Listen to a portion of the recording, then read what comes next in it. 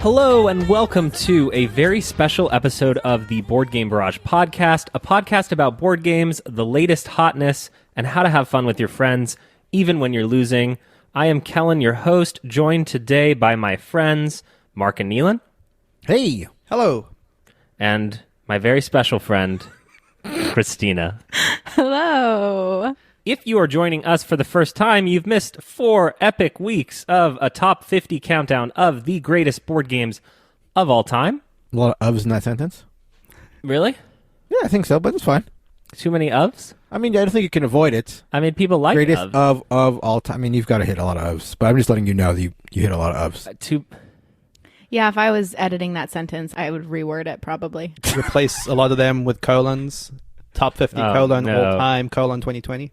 How many ofs were there? I don't know. I actually wasn't even listening. I just was... Okay. There's a dead space. I'm trying to put a joke in there. Okay, but you know that I'm trying to welcome people, and you're throwing off my groove. I think Kellen's nervous because... I'm not nervous. I've never been nervous. What I'd be nervous about. He keeps talking about, like, Christina, be on your best behavior today because all the listeners are going to be new. They don't want to hear your stupid in-jokes. What? It's going to be a new audience, and we want them to see that we're normal, I think. Is that what you said? This is my ex-special friend, Christina. Today, on this special episode of the Board Game Barrage podcast, we'll be counting down our 10 favorite board games of all time. That is going to get you 30 amazing board games. There is so much gaming goodness contained in this list. My advice to you is get out a pencil, get out a piece of paper. If you're too young to have heard of that, get out your iPhone and be ready to take some notes. Who's excited? I am. I'm excited.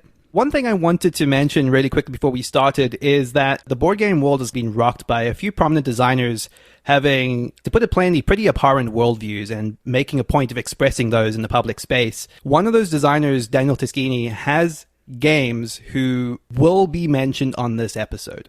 I want to make absolutely clear that we in no way, shape, or form endorse anything about Daniel Tzolk'in as a person or his worldviews, and are purely talking about these games on the merits of the games themselves. You know, there's been a lot of discussion in this vein recently about what the appropriate level of separation of art and artist is. So one of the things I want to make super clear is that, you know, we're still grappling with all of this. It happened in the midst of us recording these episodes, but we felt it was pertinent to say something before we spoke about some of the games that he's designed. But please don't take that as endorsement of anything he's said. We'll be talking about the game strictly mechanically, and we're still figuring out how to handle coverage of these designers going forward. Yeah, and another thing that is sort of difficult here is we made these lists with the idea that these are obviously our favorite games of all time. But now we find ourselves, while we have the lists as our favorite games of all time, now with some of the designs, I mean, I mentioned PAX Renaissance earlier from Phil Eklund, who's also been sharing some abhorrent worldviews for a while, to be frank. It's hard for me now to recommend these games. In creating a top 50 list, they're almost naturally the top 50 games you would recommend to people. But now we're in this area where these are the games that I have on my top 50, and this list may change in light of recent events, but they're no longer necessarily the top 50 games I would recommend. So it's just a hard area that these lists sort of fall into now. So before we jump into the list, we did want to go around the room quickly and say how we put together our top list of board games, and then we'll jump right into counting them down. So why don't we establish our order, which shall hereby be CKMN, Christina, Kellen, Mark, Neilan. Why don't you tell us how you put together your list in brief? All right. Well, I used a fun little thing called Pub Meeple, which our friend Bob uses a lot. If you don't know about Bob, he's a few episodes ago, so you can go find him.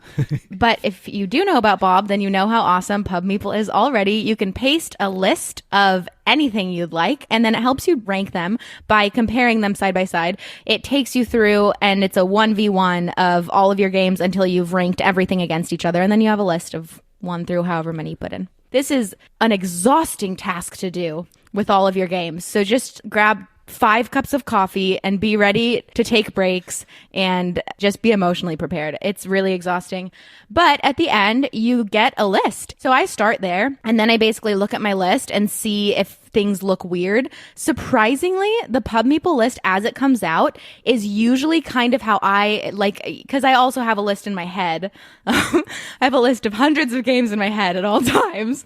And the Pub Meeple list usually matches that ranking pretty closely. So that method is very different from how Kellen does it, but I think that might be more similar to how Mark does it, at least. So do you like Clue or Candyland better? If you're Kellen, it's always Glue. That's right. Professor Plum represent. I do a little different thing with this list. I take all of the board games that I own and I arrange them from least likely to most likely to get rid of. So the first 1 through 50 would be the 50 games that I would keep if there was a fire or if I had to pack them all into a car and leave. By virtue of that, some genres of games that I like end up with games kicked out. So for example, Area Control, much love for Area Control, and there are many Area Control games that might make the tail end of my top 50, but I already have so many in my collection that what I'm doing is curating and cultivating a collection or a library of 50 board games that I would most recommend to people and that I would keep if I could only have 50. I forgot to say how I actually decide when I'm doing the 1v1, which seems like the most important part. So my thought process in every single 1v1 is at any time, would I rather play this or this?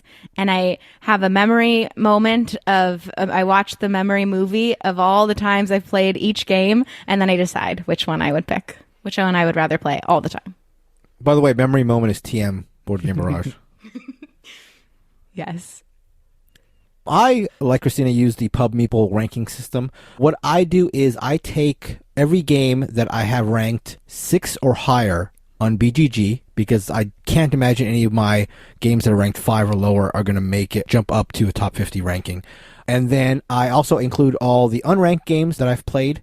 And so that is my list going in. And then when it comes to comparisons, the way I do it is when I see two games opposing each other, I think of if I got a call to play both those games in ideal circumstances. So I consider both games, if I had enough time and if I had the ideal player count, which game would I play? That is the way I usually go about it. Is this like the guy on Friday night who's deciding which friend group he likes better when he gets invited to multiple parties? I mean, I am that guy. Yeah, I was going to say, Mark is definitely always deciding. That's right. Is that why you always leave? That's in the right. middle of the night? Well, I'm trying to get the best of both worlds. Stay as long as I can in one and then transition. Maximize joy. Illuminating. Maximize joy. Is it fun living that way? It's exhausting. I think you should look up loyalty, Mark. For me, one of the things I wanted to call out, actually, which is, I think, a really good point Mark made, is the ideal circumstances thing. Because, at some point we're comparing party games to, heavy strategy games, and do I want to play the heaviest game if I'm just with my friends and the 5 minutes of the evening are winding down? Obviously not. So yeah, it's always a comparison of if I had the ideal circumstances for both games, which would I pick? I do the Pub Meeple thing too, but I only do it for games that aren't on my previous year's top 50. So what I do there for that is to see what the possibility of new entries coming onto that list is, and then I kind of just maneuver things around based on those new entries and my previous year's list. And one of the reasons I kind of do that is because the thing I think about the most when I'm engineering these lists are two competing forces almost, this idea of legacy, which we've spoken about before, which is the games that aren't necessarily ones I'm still playing every day, but they were meaningful, extremely meaningful at some point in time, and over the course of time sometimes those ship down. And recency is also something that I feel sometimes plays a very prominent role in determining what games I want to play this year versus last year, whether it's a game that has meant something to me in recent history, and that will do a lot to move things up my list. And I feel those two forces compete with each other a little bit to slide things around on my top 50. That's about the gist of it. I think that's a very good point. And also, I just want to say, I assumed that ideal circumstances were implied. So you didn't say that. All right. Before anyone clicks away, let us get to the goods, the top 10 board games of all time. All right. Wow, this feels so momentous, That's right. Are we going to have really epic music now? Yeah. Yeah, every game. It's going to be Ride of the Valkyries behind everything. So that you can't hear anything Yeah, but right. Flight of the Valkyries. All right. My 10th favorite game of all time is a game called I'm the Boss. This is a pure negotiation game in which you are attempting to create business deals with the right people at the right time. In these business deals, you are required to take a certain combination of people. But that combination of people can be drawn from various different people who are actually sitting at the table. And so what happens is every single time you're creating a business deal, you have everyone just vying to get in on the deal. You have people saying, I'll go in for less money, take me, I only need to be paid this much. When every single business deal is happening, you're trying to remember how much money everyone has, because you're like, well, I'd love to take Mark because he's my ally, but at the same time, I think he has like millions of dollars already. And so I'm like, Mark, I'll take you, of course, but only if you come in for $1 million instead of the $9 million that you should get for this deal. Anyways, you're splitting up the money. You're having these arguments. You're just shouting at your friends, and it can be so like maddeningly frustrating, but it's equally satisfying, especially if you like shouting at your friends and arguing and just pretty much arguing about nothing, which is what we do even when we're not playing games. So to me, the reason this game is my 10th favorite game of all time is because of the experience that it creates every single time. This is, to me, way more of an experience than a game, but the structure of the game is still so solid. It's great. We have a wonderful time every time we bring out I'm the Boss. I think that if you have players in your game group who are sort of chaotic neutral or chaotic evil, there will be much fun and pleasure to be had in I'm the Boss. There is a looseness to this game. It is an older game from Sid Saxon that allows for just ridiculous play that probably wouldn't make it past an editor in a 2020 edition of I'm the Boss, but just some spectacular moments near the end in the half of the game where you could work on a negotiation for 30 minutes and have gotten everyone at the table happy except for Mark, and then Mark gets to play a card that says I'm the Boss, and literally all 30 minutes are down the drain, and then he starts it over. Just the way I like it. Yeah, and that happens. And you do, when you have that I'm the Boss card, that's exactly what you do. You just wait. You just wait until the perfect moment. And like either that sounds spectacular to you and you're like, oh my God, I want to do this to someone, or you've just realized that you never want to play I'm the Boss. And I think that that is totally fine, but what a great game. That is my 10th favorite game of all time, I'm the Boss. My 10th favorite board game of all time, when Neilan spoke of legacy, I think of Cosmic Encounter. Cosmic Encounter is my 10th favorite board game of all time. This has been moving down my list for those who've listened to the podcast for a number of years, previously occupying the number 1 spot. Cosmic Encounter is a game that has been around through, I believe, 4 iterations and versions, the most current version made by Fantasy Flight. In Cosmic Encounter, you have a unique alien power that no one else has, and in the current version, there's over 100 of these if you buy expansions, and those powers largely color your game. And unlike many asymmetric player power games, these powers are not balanced. Explicitly, they are not balanced. Mark could have a power that's better than all of our powers, and that entire game becomes everyone versus Mark. The function of Cosmic Encounter is a hand management game where you're attacking other players' planets and inviting allies.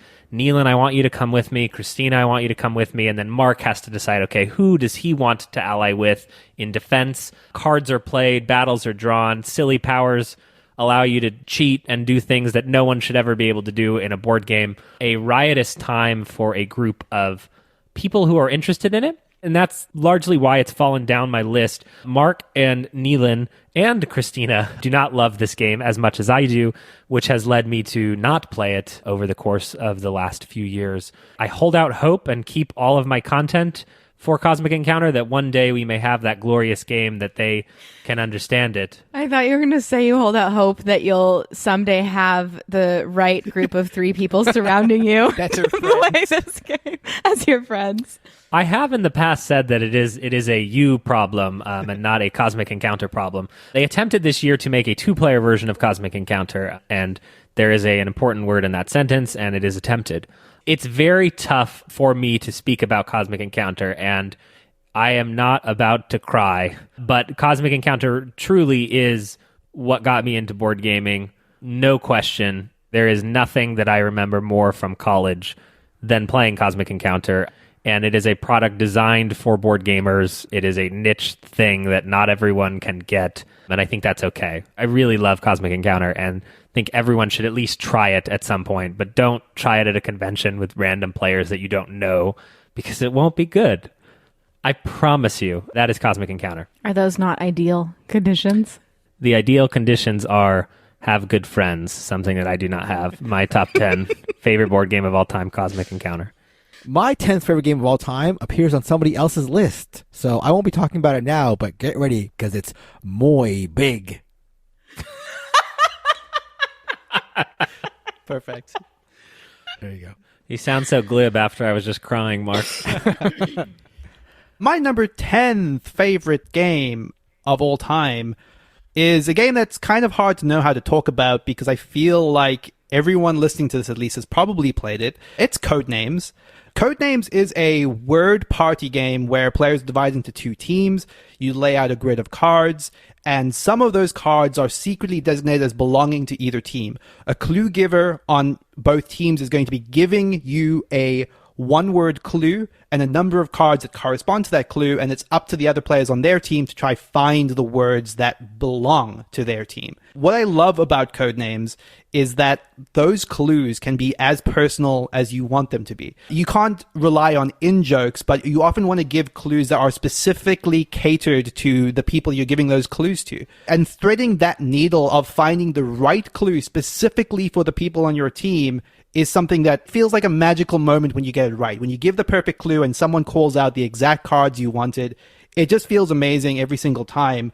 I think it's a game that's also light enough that I will never, Mark has said this before, and I will never turn down a game of Codenames. I think the reason it's remained as high on my list as it has is because it's still just the most delightful version of this sort of word game. I've mentioned before that games like Decrypto, which feel like a bit more gamery, a little bit more intense, are creeping up my lists steadily. I think this is probably the last year Codenames will be on my top 10 because, truth be told, as much as I love it, I played a lot of Codenames, so much so that the desire to want to play it is lessening a little bit. Neilan, I have a question for you. Why do you think it is that Vlaada Chvátil has only made one good game, and that game is Codenames? This is factually untrue. It's not even the highest Vlaada Chvátil game on my list, you monster. Vlaada Chvátil's a fantastic designer. At various points in time, I might have called him my favorite designer. You're straight up wrong. You're right. He designed Codenames Disney, Codenames Pictures, exactly. Codenames Duet, all other Codenames Marvel, games. Codenames Marvel Infinity Gauntlet, Codenames Marvel Spider-Man 3 Edition, Codenames Harry Potter, Codenames Marvel, Codenames Pictures. Oh no, Codenames Overwatch, Codenames PM, Triple X. Is that what the black box? Codenames After Dark. That's right. I think it's under. Is it After Dark? I think it might be After Dark. They did 2 editions of that, Oh, no. so I've never been able to track down the first edition. That is Codenames, my 10th favorite game of all time. My 9th favorite game of all time is a game that includes the most endorphin-packed 2 syllables you will ever encounter. And those 2 syllables, one starts with woo and the other one is a who. And this game is called Doppelt so clever or Twice as clever. Twice as clever is the best roll and write game of all time. This is without a question my most played game of 2020. That's mostly because of the app. So I have played probably like 1,000 games at this point on the app because I just can't stop trying to beat my own score. And it's such a puzzly roll and write that you really just finish a game and you instantly want to start another game because you were so close to getting these incredible combos and like solving the puzzle in a way you've never solved it before. And it's just so much more satisfying than other roll and writes. There is a literal endorphin rush that happens when one combo triggers another bonus that triggers another bonus that triggers another bonus. And it literally is like with every single one, you're just getting more and more amped until you see the numbers like you're at the casino. They're just flying up. And it's so exciting. It's so much fun. It is a great solo game. It's even better when you're playing with other people because you have to take more into consideration. There's some hate drafting. It is so much fun. I love this game, and so does Neilan. Yeah, it's also my favorite roll and write. It was the highest climber on my list by far this year. I think for similar reasons, Christina, just the fact that I played it so much this year. Yeah. I've mentioned this before. I was emboldened by having played the real version of the game, the non-app version of the game with the two of you, and just being reminded how good a multiplayer game it is, especially in the roll and write space where you feel like so much pressure to draft correctly based on what other people are looking for as well. Fantastic game. What about Past the Pigs? It's a pretty good rolling, right? That is a pretty good roll and write, actually. Roll those pigs. Who doesn't love rolling pigs? You gotta say yoo-hoo. You can't. What do you didn't even do it once. I know, but I can't do it very well. Yoo-hoo! Maybe. Oh, there you go. Maybe Neilan could do it this time. I think Kellen just nailed it. No. But Kellen thinks it's yippee. Oh yeah. Damn it. Kellen, do it. No. I will say that every roll and write does get compared to Twice as Clever or Gonshon Clever. In when you get 2/3 of the way through the game and you aren't comboing and having a great time, you're like, I wish we were just playing Twice as Clever. That is my 9th favorite game of all time, Twice as Clever, or Doppelt so Clever. The 9th best board game of all time, not even my favorite, but the 9th best board game of all time, comes to us in an unassuming box about chameleons. This is Coloretto.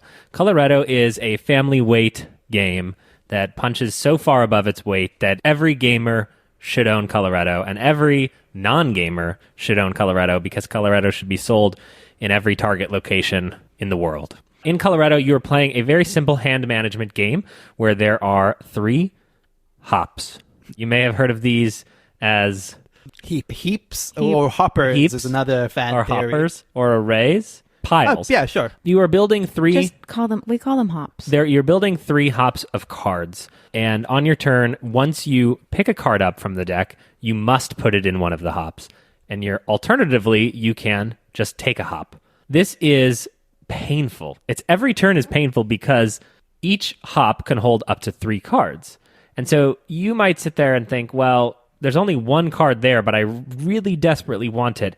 And then you may flip a card that you actually don't want, and you have nowhere else to put it but in the hop of the card that you love, and you have tainted your hop. You are trying to collect sets of chameleons in specific colors, but you only score 3 sets of colors. And so you actually score negative points for the sets after that. So it gets more and more punishing near the end of the game. One thing you may ask is, but how does this work for 2 players? Because that's the most common question that anyone asks. And the answer with Coloretto, brilliantly. Instead of having 3 hops of 3 cards available, you have 3 hops, and each hop can hold 1, 2, or 3 cards. So it actually ups the strategic complexity because when you draw a card, not only are you deciding which hop to put it in, but you're deciding in relation to the maximum size of that hop. Coloretto has very charming artwork, no matter what edition you get. There is something very powerful in the let's sit down and play a card game together. And Coloretto is that slot for me. I will never get rid of this, even when I flame out and get tired of all the board games. Neilan? I think you meant heaps. Coloretto is fantastic. It was on my top 50 list as well. It strikes me as the game that everyone should own. It's one of those things where I just spoke about Codenames. I think Codenames is rapidly becoming that game that you're going to see in everyone's home going forward, but Coloretto strikes me as another one of those games. It's like Uno in its accessibility, but it's so much more satisfying in a strategic sense than a lot of those simple family card games are, but anyone can play it. That marriage of like push your luck and sort of set collection is so perfect in Coloretto. I think this is one that many people don't believe us that we love so much. There may be a game higher on Mark's list that people won't believe, and that's because that game is not very good. But this one, Coloretto, is that good. And this is a triple crossover. Yeah. Triple crossover. But not quadruple crossover. Yeah, meaning only the 3 of us and not Mark. That's right. And that is Coloretto, the 9th best board game of all time. My 9th favorite board game of all time is higher up on somebody else's list also. And I would tell you more, but since we're so far along in this, I can only use hand signals and gestures, and that doesn't really work for a podcast, so I'm just going to pass it along to Neilan. I like the idea that like every one of your games could be higher up on someone's list and you just don't talk the whole episode. You would like that idea. My ninth favorite game of all time is a game that I've joked previously. It just keeps creeping higher and higher up my list, and it's creeped one spot higher this year. It is Pictomania. Pictomania is an excellent party game. It is, by all accounts, a Pictionary variant, but it is my favorite Pictionary variant. The premise of Pictomania is that you have a grid of cards with lots of words on them. You secretly are allocated one of the words on those cards, and then everyone at the table is drawing their word at the same time. But, as Kellen likes to say, you're also in the same space of time trying to find time to guess other people's pictures. Because at some point, once you feel like you've satisfactorily drawn your picture and satisfactorily guessed everyone else's picture at the table, you grab one of the score chits in the middle of the table, and those decrease in value as time goes on. So you want to be the person that's going to get your picture clearly communicated to everyone and be able to guess every single person at the tables before anyone else. The best thing about this is that you're assigning what word you think everyone has drawn based on handing out chips. You often get to a point where you're just like, wait, no, this chip I thought belonged to Mark, but it clearly belongs to Christina. And you just have this second guessing craziness as you realize where in that chain you've gone wrong by handing these chips out. Pictomania is a very stressful game, especially as the rounds go on, because the words just get so obscure and so crazy. And you're drawing the concept of democracy on your card while everyone else is like wrestling with other insane concepts in the process of drawing. But that manic craziness about trying to guess the weirdest words whilst trying to draw them all at the same time and doing this under time pressure is so delicious. Let me ask you this, Neilan. Yes. What rank in your favorite board games of all time is the 40-yard dash? It's not on it. Oh, really? That's kind of surprising because you have Pictomania here in your ninth favorite list. I don't know what you're trying to say. Yeah, I don't get it. It's just a stupid race. No one cares how fast you can go. It's not a mechanism. It is a mechanism. How is that not a Racing No, it's mechanism? not. is literally like a fundamental mechanism. No. Not race as in like a race game. This is literally like dexterity race. So Two mechanisms. I disagree, actually. I disagree. It's going to get worse and worse. Because I think one of the things that's so clever about Pictomania is that the trade-off of knowing how slapdash you need to draw versus starting to guess, or trying to draw and guess at the same time, and then you realize after a certain point in time that people can't figure out what yours is, so you need to return to it. Like, trading off between drawing and guessing is so much of the experience there. So it's like Telestrations, except in between each turn you have to run a lap around the track. Yes, sure, Kellen, it's exactly like that. And then the first person to get around the track gets 4 points, and then the second person gets 3 points. Okay, while Kellen is just going to make fun of this game, I'm going to say the truth, which is I can't do it. I just can't. I can't do it. I get too stressed out. I can't multitask. My brain says no thank you, and I want to cry because I'm doing a bad job. I can't play it. I'm sure it's a good game. I'm sure it is. I get that. And I think there have definitely been points in time where people have said exactly that. Like, it's just too stressful for me. For whatever reason, while I acknowledge it's a stressful game, it's a sort of stress that I love. It's not something I always like in the games I play, but just the way it heightens the game does so much more to me than other similar drawing games. Yeah, like it becomes an experience. Yeah, exactly. Not to overuse. Exactly. Well, I will overuse that word this episode because I feel like that those are the games that end up on your top 10. It's the games that are always experiences. Right. You And know? the games that sort of so readily draw to mind specific games of it when I was like competing with Mark on a round, which is every game of Pictomania, by the way. But yeah, it is phenomenal. It's another Vlaada Kvartal game, actually, funnily enough. It's a Vlaada Kvartal game that's better than Codenames, Kellen. This is a double crossover with me. I love Pictomania. Look, it's Pictionary where you draw and guess at the same time. I mean, it's genius. What else do you need to say? Exactly. Nothing. Well, you're also running. There's no running. Also a race. All right, I forgot the running aspect. So wear shorts and... Carry a water bottle. That is Pictomania, my 9th favorite game of all time. My 8th favorite game of all time. I'm so excited. I don't even want to say it. All right, skip it. No, it's Blood Rage. Okay. Blood Rage is an Eric Lang troops on a map area control game, and it's a troops on a map game in one of the most streamlined and cleanest forms that I've ever seen. This is obviously a genre that I really, really love, so this is a highly contested spot, the area control game or games that end up on my top 10 list. But Blood Rage just really hits all of the right notes for me in the troops on a map genre. It has super simple battle that's super easy to jump into. It has a build your own asymmetric power system that uses incredibly painful card drafting. It has an upgrade system that you're constantly reevaluating because you can't possibly do everything you want to do. It just creates these really tough decisions every single turn around whether to upgrade, whether to invade and join the pillaging and the battling, because you can't do it all. The timing is so tight. You have to be so precise with when you're doing certain things. This game, more than almost any other game in my mind, feels like every single decision can be game changing. Every decision you make, every move you make is so important. And it gives you that experience, though, without being overwhelming. There's not that sense of analysis paralysis because you know what you want to do. You just can't do all of it. One of the things that I love about this is there are 3 ages, and at the beginning of each age, there's the drafting phase. And at the end of the drafting phase, you have 6 cards in your hand. So you only have 6 things that you can really mess around with. So it's not completely overwhelming, and you want to do all 6 of those things. You know what some of your other opponents have in their hands. So you're kind of thinking about those things, and when they play a card or when they make a move, changes your plan. But it's just everything is so tight that it just moves like this machine that's like perfectly built machine. It's so good. I think the most annoying and fun thing about Blood Rage is at the start of an age and you've got all these cards and different things you could do.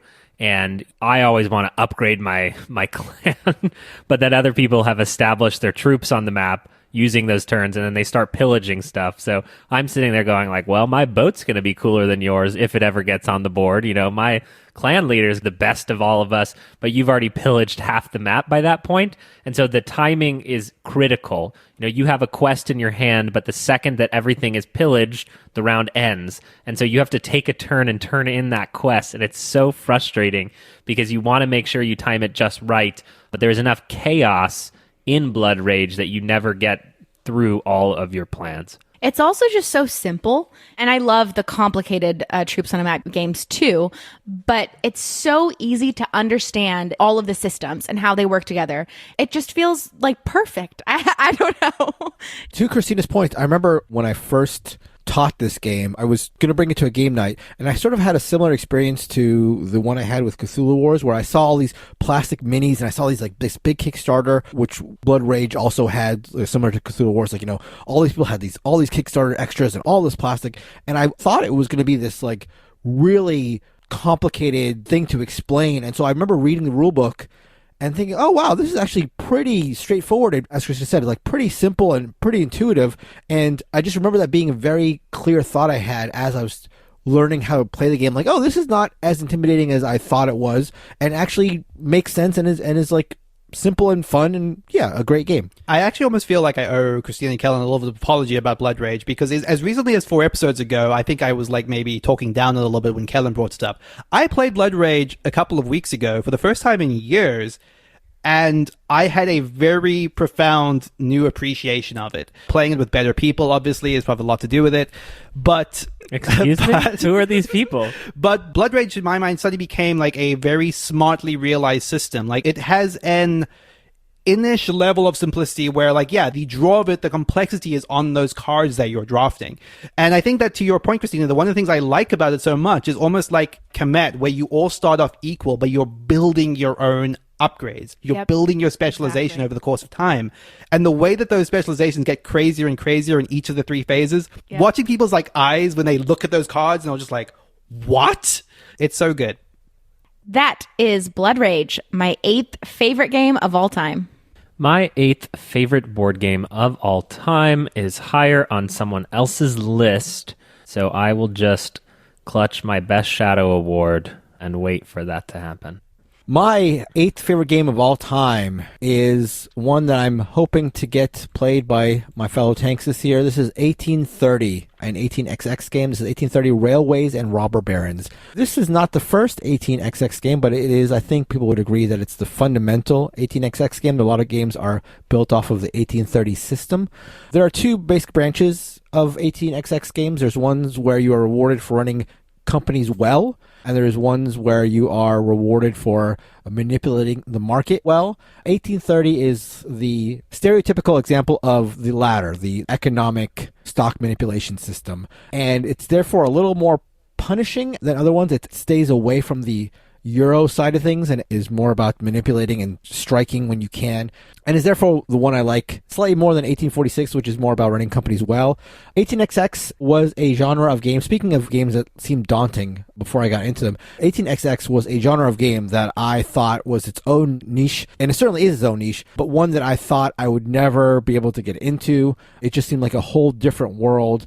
And one of my friends, Andreas, decided he wanted to give it a shot, and we tried a couple games out, and I absolutely loved them. It's hard to play games like this with people who are very experienced. I am certainly not very experienced, but some people, this is like their lifestyle game. And do you have the little sucky thing? That I don't have the sucky thing. Andreas bought a whole bunch of sucky things, so he's got sucky all over his house. That's the best part, huh? Yeah, exactly. But yeah, I would say that if you and friends are interested in trying this genre out, give it a spin. You know, there's a time commitment to a lot of these, although some of the more introductory ones play a little quicker. And I think 1889, which takes place in Japan, is one that we've talked about being our introductory game. So I'm excited about that possibility. But yeah, 18XX is its own sort of world of games. It may not be a world that you like, but I would say, you know, dip a toe into that world and see. Maybe it'll open up new frontiers of gaming joy that you didn't even know were possible, as they did for me.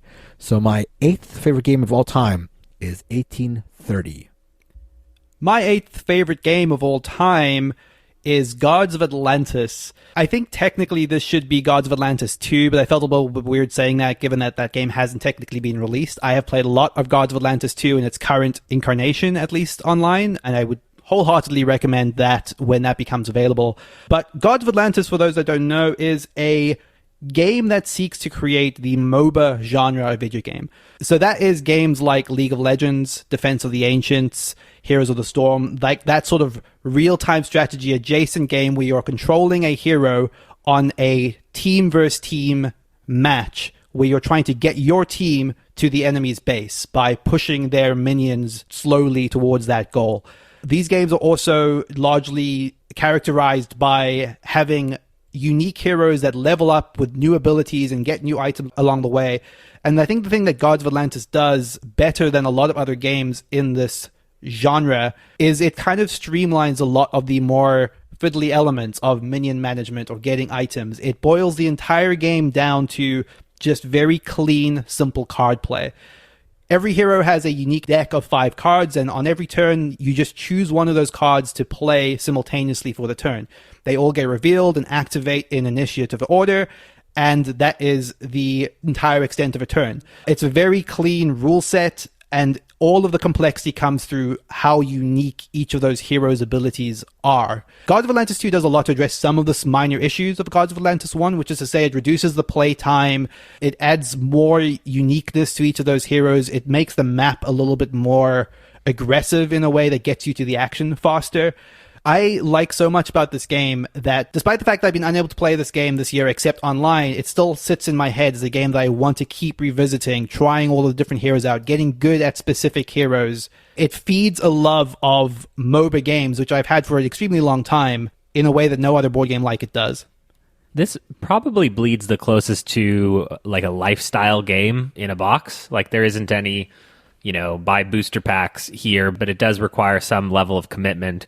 I've kind of always dreamed about some kind of tournament, Neilan, where we have like the people who are really good at the game and then like noobs, you know what I mean? Like it's almost like 3 players who know exactly what's going on and then Kellen who's just like trying not to die. Such a fun system to explore and almost like a sport. Yeah. I feel like you'd have a weekend where all we do is play Guards of Atlantis very fast over and over again and like kind of come up with teams or little mini teams and then fight each other and try to like one up with different heroes and stuff. It's just so daunting that it's hard for me to like commit to that, even though it's such a Totally. And I think that's unfortunately one of those things that is absolutely true. Much like the video game as it's emulating, like there's a little bit of a barrier to entry, but I think once you get past that, there is so much great satisfaction in the learning curve on the other side. That is my number 8 game, Guards of Atlantis, or Guards of Atlantis 2. Oh, you're doing that again? Pick which one of those two is your favorite. My 7th favorite game of all time is The Voyages of Marco Polo. I almost said Marco Pollo from our joke.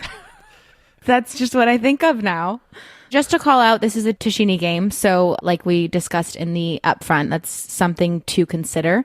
But The Voyages of Marco Polo is a worker placement game with asymmetric player powers, and it's a worker placement game where the value of your dice determines the strength of your workers.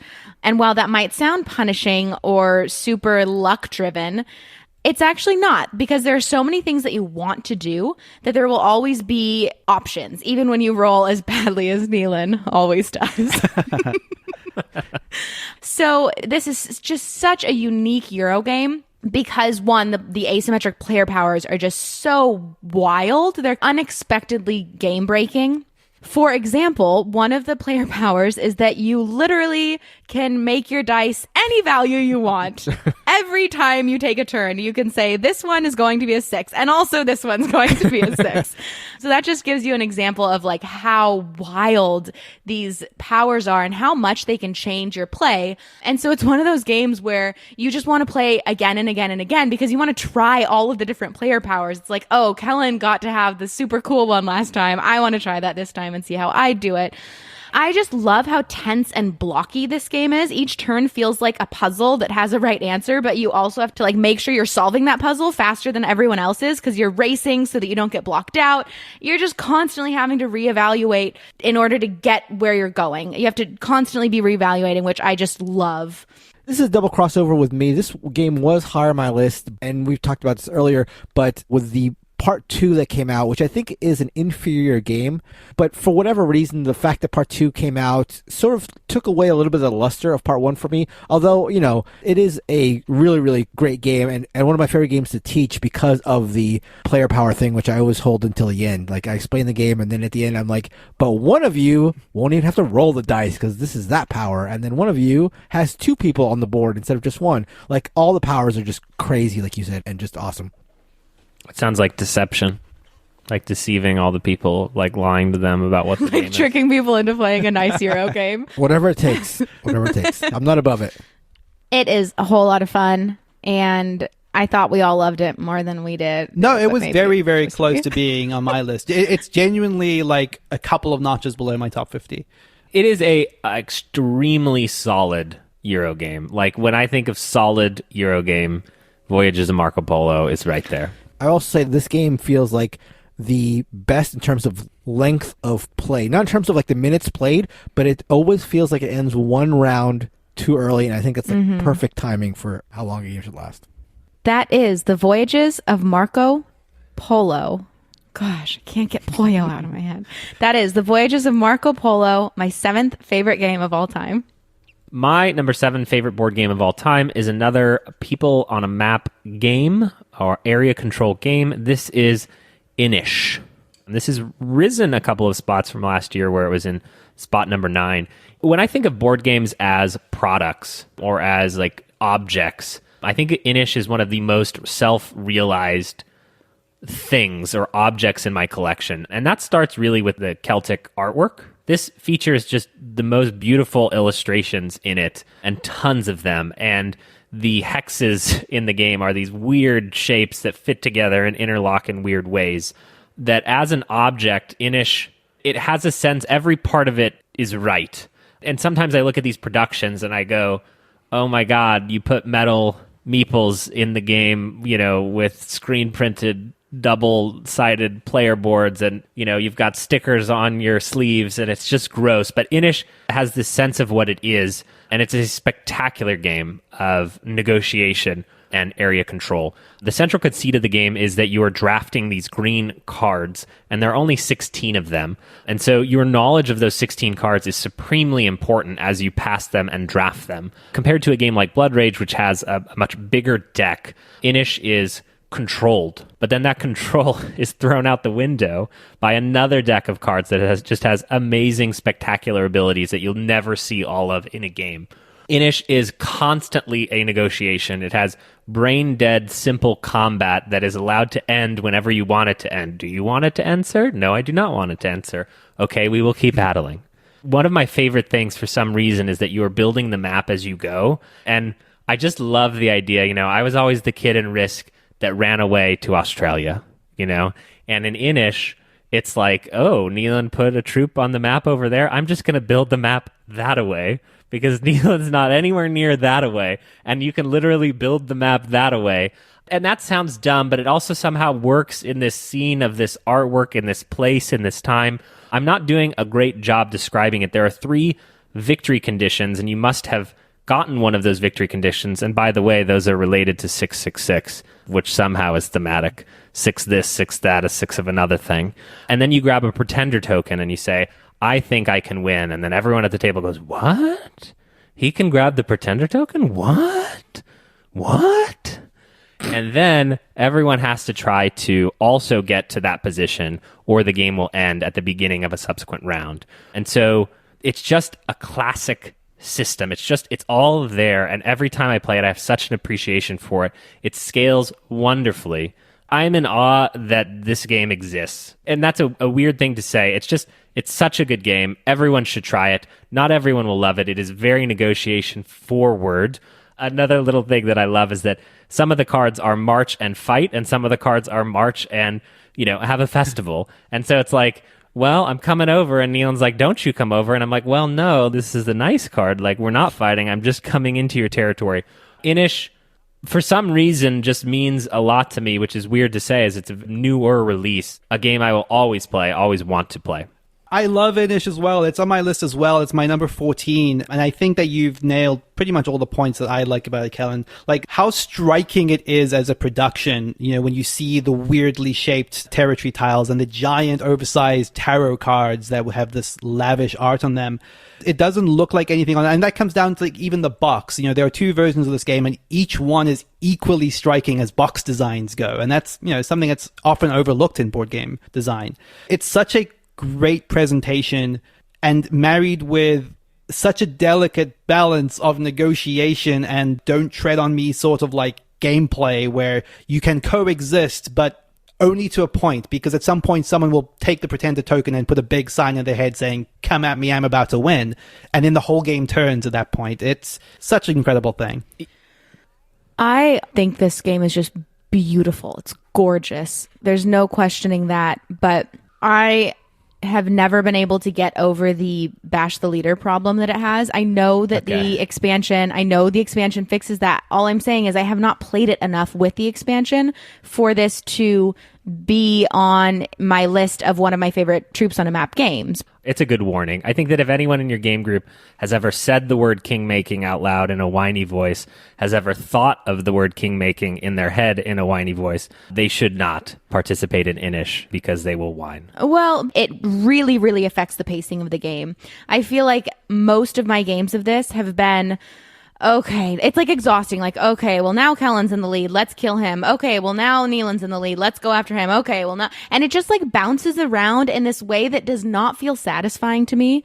Again, I'm happy that there's a solution to this and I want to play more of it now that there is, but I just haven't had any really good experiences with it. For what it's worth, Christina, I agree with you 100% on this. Like, without the expansion, Inish is like perhaps unplayable. Too good. Perhaps like a bottom 200 game for me. Like, it's a game. Oh my god! Honestly, it's a game. I don't even think I hate that bash the leader thing. I honestly hate that bash the leader thing. Maybe I haven't played it enough to know better. Honestly, because that's a completely fair criticism. Because I've only played like 4 or 5 times, but like, there may be some way around it that I have not experienced or learned. But every game I've played of Inish without the expansion has been a terrible experience. Period. Same. I will say one thing in response to that, Mark, which is I do think that there are a lot of built-in things that become apparent the more you play Inis, which actually do a good job of accelerating the game towards a conclusion. You know, the deed tokens, the way that you're rapidly expanding on multiple goals so that often a win is, well, you can stop me on this goal, but you're not also going to be able to stop me on this goal. And like finding the ways to capitalize on that without someone being able to bash you down is, I think, a lot of what Inis is all about. And Mark, just in case Neilan's diplomatic answer didn't work, Yep. I will answer you in kind. Get the deed tokens, you idiot. I would just say that every single time I've played Inis without the expansion has been terrible. Terrible. honestly, has been terrible. I don't even think the expansion changes that me too. much. I know. It's the funny part. I get it, the length. I agree with you. I think that Neilan is right, too, that the deed tokens become actually like the biggest thing that you're supposed to be doing at the beginning of the game. To the point that actually, when I teach it to people, I actually almost say up front now, like, let me tell you why deed tokens are good and why you should be super aware of how good they are. Because I do think it actually drastically changes the game when people are like getting a lot of deed tokens. And on the pro side, the thing that's difficult is that every part of the game seems like a part that I would like. It's like, to me, a situation where, again, not talking about the expansion, but the base game feels like the whole is much less than the sum of its parts. Like every part of it seems awesome. I love every part of it. Like the whole thing about when you battle as long as both people want to fight, and the fact that there's only a few cards that you have to understand, and then you have like a very firm grasp of the game. I think it's awesome. It's just, it does not coalesce for me at all without the expansion. So that was two lovely voices speaking about a lovely game, Inis, and two pretenders, the number 7 best board game of all time, Inis. My 7th favorite board game of all time, this is a Neilan move here, sort of 2 games. This is Brass, so this is Lancashire and Birmingham. But if I had to pick one, and this is my olive branch to Kellen side of things, I will pick one.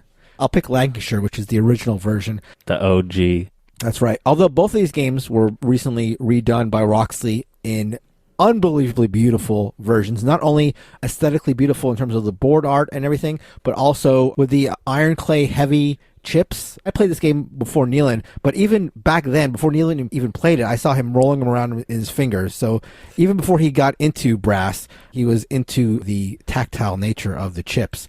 Anyhow, Brass is a economic game by Martin Wallace with, I will say, the rule set is a little bit on the fiddly side. It's not as straightforward a rule set as I love. Like games to me that are like the upper echelon are games that have a very clean rule set. There's a little bit of fiddliness with Brass, but I think it's more than overcome by the interesting and unique parts of Brass. And for me, the main thing is the fact that you have a sort of cooperative, sort of cutthroat nature to the game of Brass.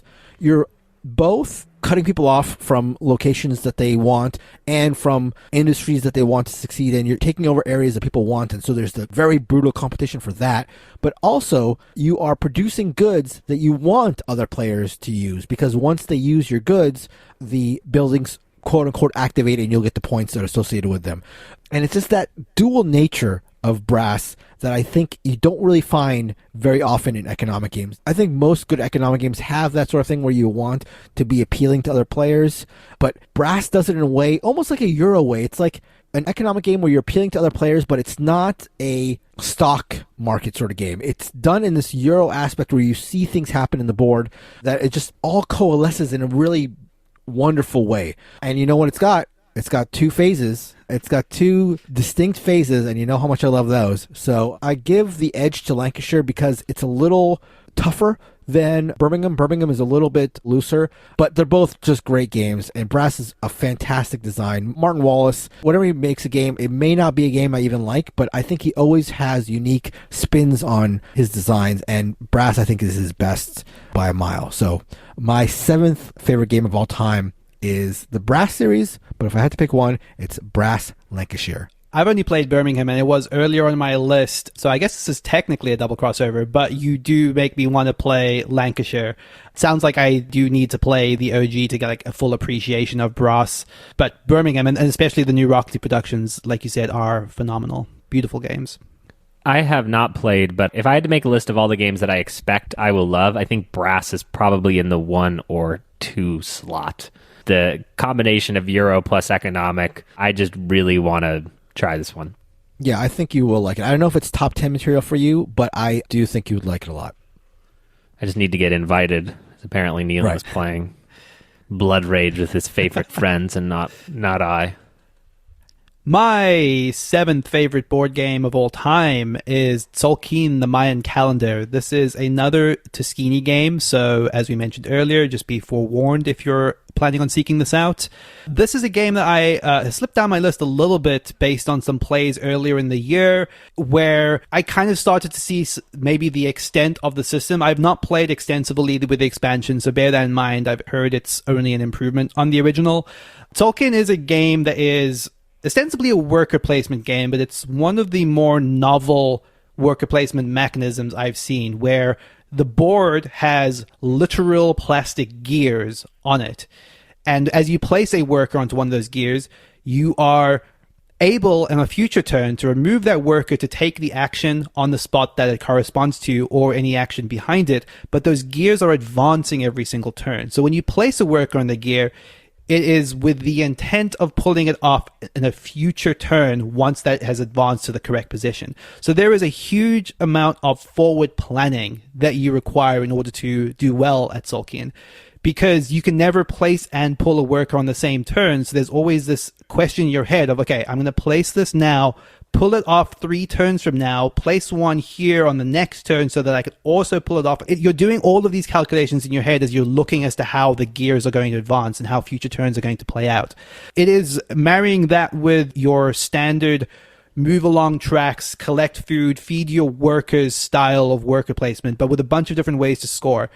It's a really novel thing. It's just a cool gimmick that is more than just a gimmick. It is a really phenomenal mechanism that I don't think could work as well without the gear gimmick. That is Tzolk'in, the Maya calendar. My 6th favorite game of all time is higher up on somebody else's list. So for now, I'll just go grab a bottle of champagne while I wait. My 6th favorite board game of all time is higher on someone else's list, so we'll get there when we get there, but it will certainly be Grande. My 6th favorite game of all time has risen from 10 last year. This is The Estates. The Estates is a really simple, really tough, really short economic game. It's got all the brutality of a heavy economic game that I love, but in a very, very small package. And it's also a unique heavy economic game because you're building structures. You don't have like a bunch of bills, you don't have a bunch of stocks or anything. All you do, you're building these little towers. The crux of The Estates is its auction. What you're doing for most of the game is auctioning pieces either of your own or of your opponent's, and auctioning the right to place them on the board. So when it's your turn, you can select, if it's available, one of your own building blocks to auction or an opponent's. And the reason you want to win your opponent's is because whoever wins the auction is the person who places the building block on the board. And the interesting thing is that at the end of the game, you will have rows of buildings, and any row of building that is incomplete scores negative points. So it is possible none of the rows of buildings will be completed, and therefore everybody will score potentially negative points. Another thing that I love about this game is that it's a closed economy. There is no money coming into the system. The only way that money is coming or going from the system is when it leaves the system, when you, on your turn, choose to embezzle funds. So you can voluntarily take money out of the system, but reserve it for your score at the end of the game. It is a game where every single turn, you are just like sweating it. It only lasts about an hour. The games are usually about an hour long, but it's a game that gets my blood pumping perhaps more than any other game. Every time it comes back around to me, I'm like trying to figure out, should this be a turn where I am putting something up for auction in order to make money? And I'm keeping an eye on my opponent's stacks of money, because the amount of money you have is not an open information in the game. The only way you know how much money everybody has is by looking at their stacks of cash. And that's just a really visceral thing. Like, I'm trying to figure out, is Kellen a player in this auction coming up? The only way I can tell is A, his board position, but also how fat his stack is. Fat stacks of cash. That's right. For me, like, the whole thing about Estates is that concentrated economic tension. it's distilled into this really, really concentrated form where, I mean, when I think of my games of the estate, honestly, my memory is not of a board state or of like my position or of how much money I had. It's of my heart pounding in my chest. It's of like being really, really tense about, do I have enough money to make it to the end of this game, and figuring out where I stand. That sounds amazing. Invite us to your next game of the estates. Absolutely. Noi Hamadi. I have two things to say about the estates. It used to be called Noi Hamadi. Or New Hamad. Who could say? One, Mark loves games with closed economies because within 20 minutes of the game starting, he has all of the money. And so we maybe should just start the game with him having all the money. And two, there has never been a board game before and after that I think that some of my lack of enjoyment of comes from my terribleness at the game. You know, a lot of people talk a lot about, oh, I won the game, so maybe I'm biased and that's why I like it. I do not feel like I'm one of those people at all, but somehow my performance in the estates is always so bad that I have a feeling that if I was even 20% better, that this would rise dramatically in the rankings, but I can't figure out how to do anything in this game except give Mark my money. And so that's where I'm at with the estates, which is clearly like a classic design that has sort of become battle-tested. So that is the estates, my sixth favorite game of all time. My sixth favorite game of all time has the best board game title of all time. This is probably the highest riser for me this episode. It goes from 12 into my top 10 and number 6. This is Sidereal Confluence, Trading and Negotiation in the Elysian Quadrant. Sidereal Confluence at its core is a cube conversion Eurogame, which is not the most exciting way to start off the description of any game as a cube converter, but I think that what Sidereal Confluence does with that basic fabric is phenomenal. It turns it into a game with extremely asymmetric powers, where the way you're able to manipulate the resources in the game is fundamentally different from everyone else at the table. It turns it into a game where the crux of the game, the core of the game, is you using your unique power to best facilitate trading with other people at the table in order to acquire the resources you need and provide the resources that other people need. Despite being a negotiation game, it is a fairly friendly game. You're not allowed to deceive people in the game. Every promise has to be delivered on as per the rules of the game. And it's a game where if you are helping other people, you are ultimately helping yourself by boosting the economy at the table. It almost feels, and it's not in any way a cooperative game, but it almost feels like there is a required amount of cooperation with the people that you're best able to fit with in order to boost yourself. It doesn't seem like Kellen or I would be capable of doing any of those things. You have to fulfill your promises? What? I think that's one of the things that is actually, in some ways, the most cool about it. Because what that ultimately ends up meaning is that all trades feel grounded. They all feel honest in a way. And I think a lot of that is helped by the fact that the game literally gives you a guide to say, this is worth this much. Like a ship is probably worth equal to this sort of cube, which is equal to this sort of cube, which means that you never feel like you're getting shafted in a trade. You can just always look at that and be like, well, I think this would be more fair, but I'm willing to give you this in case of this. It also gives you a lot of freedom in what you can trade. Like some of your converters can be given to other players temporarily. You can give ships, which are used for blind bidding, because part of what you're doing is acquiring new converters through research or acquiring new colonies, which generate resources. And I can't stress enough like how different every game of this feels because of how unique each of these factions is. It's a game that is just, this is going to sound crazy, but up to 11 people playing simultaneously and little deals going off in different corners. And you might not even talk to someone who's on the opposite end of the table in the game. And that's okay, because until you find that you're connecting on something that they specifically you need from each other, that might just not happen. So it is a game that sort of almost, despite it being a weird, eclectic Euro cube conversion game, that gets out of the way a little bit once the negotiation starts and the trading starts and you're just jostling with other people to get the things you need before they get taken by other players. I think there's a huge factor of this being a game that I have missed so much in COVID land because it feels almost impossible to have played this year. It's also not a game that could easily translate online at all, I don't think. So with all that in mind, and in light of a new version which kind of finally does away with almost the embarrassing graphic design of the original, I think Sidereal Confluence is a game that is a wholly unique experience and one that you should absolutely seek out if anything I've just described sounds appealing, because it will probably be so different from anything else you've played before. It's crazy to me that a part of the game is your mental willpower, because when you get near the end of the game, you're like physically tired of all the talking and negotiating and trading that you can lose just because another round starts and you're just like, oh my God, I have to keep talking to these people.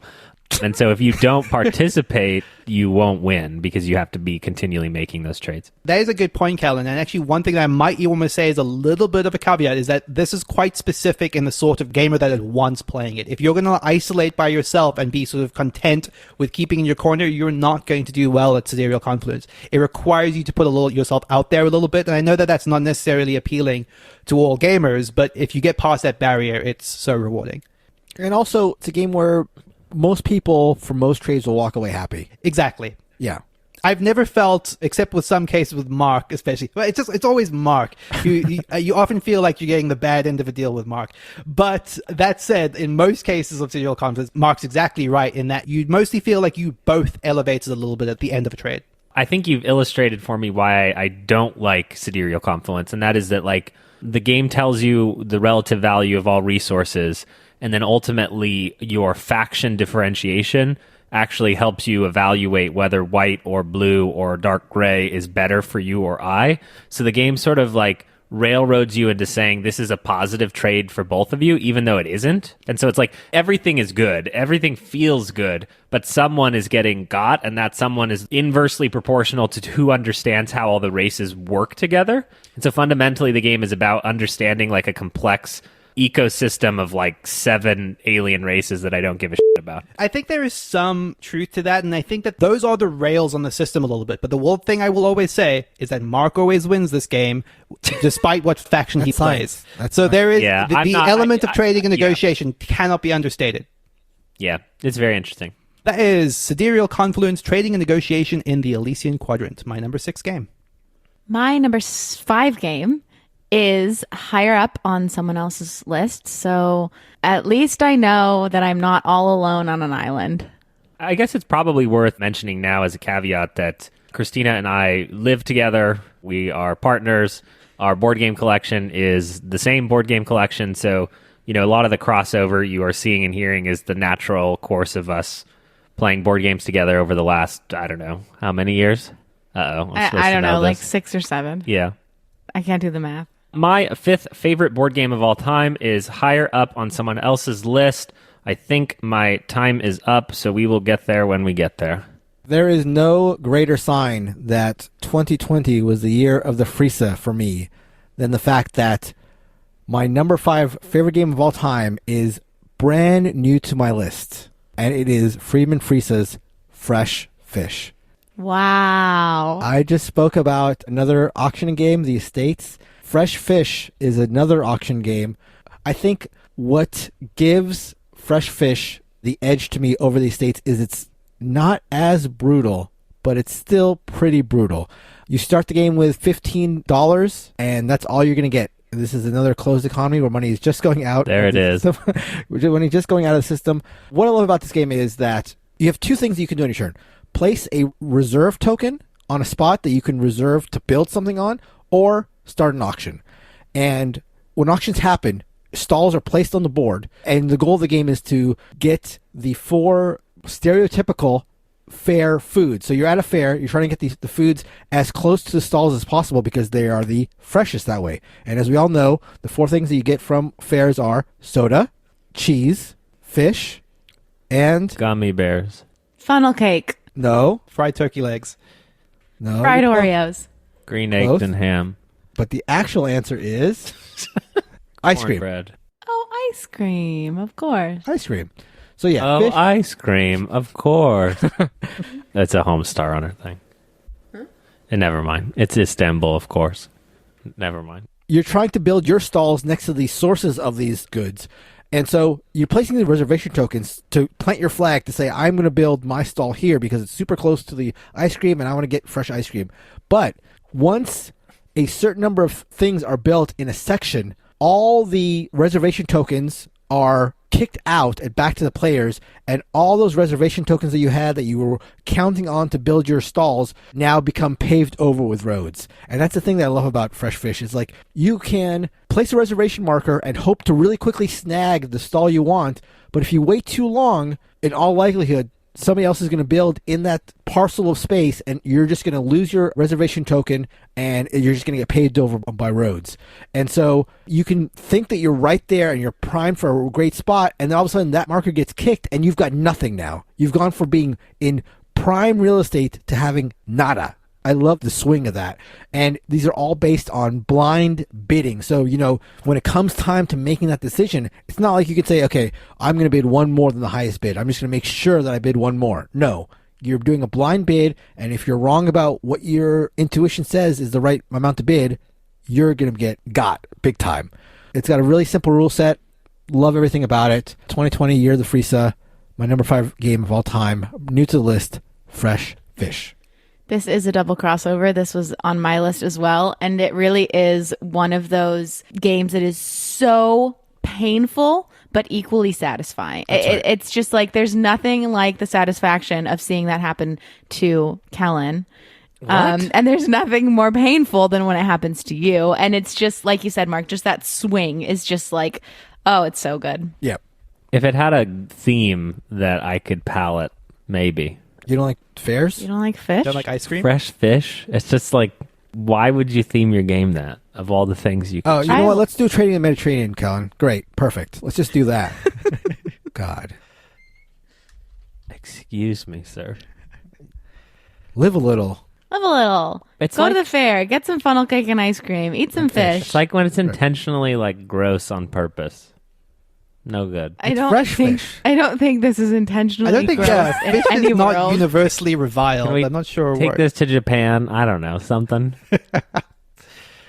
My 5th favorite game of all time is higher up on someone else's list, so we'll come back to it at a later time. And I just said one of the words in the title, so we'll have to skip for now.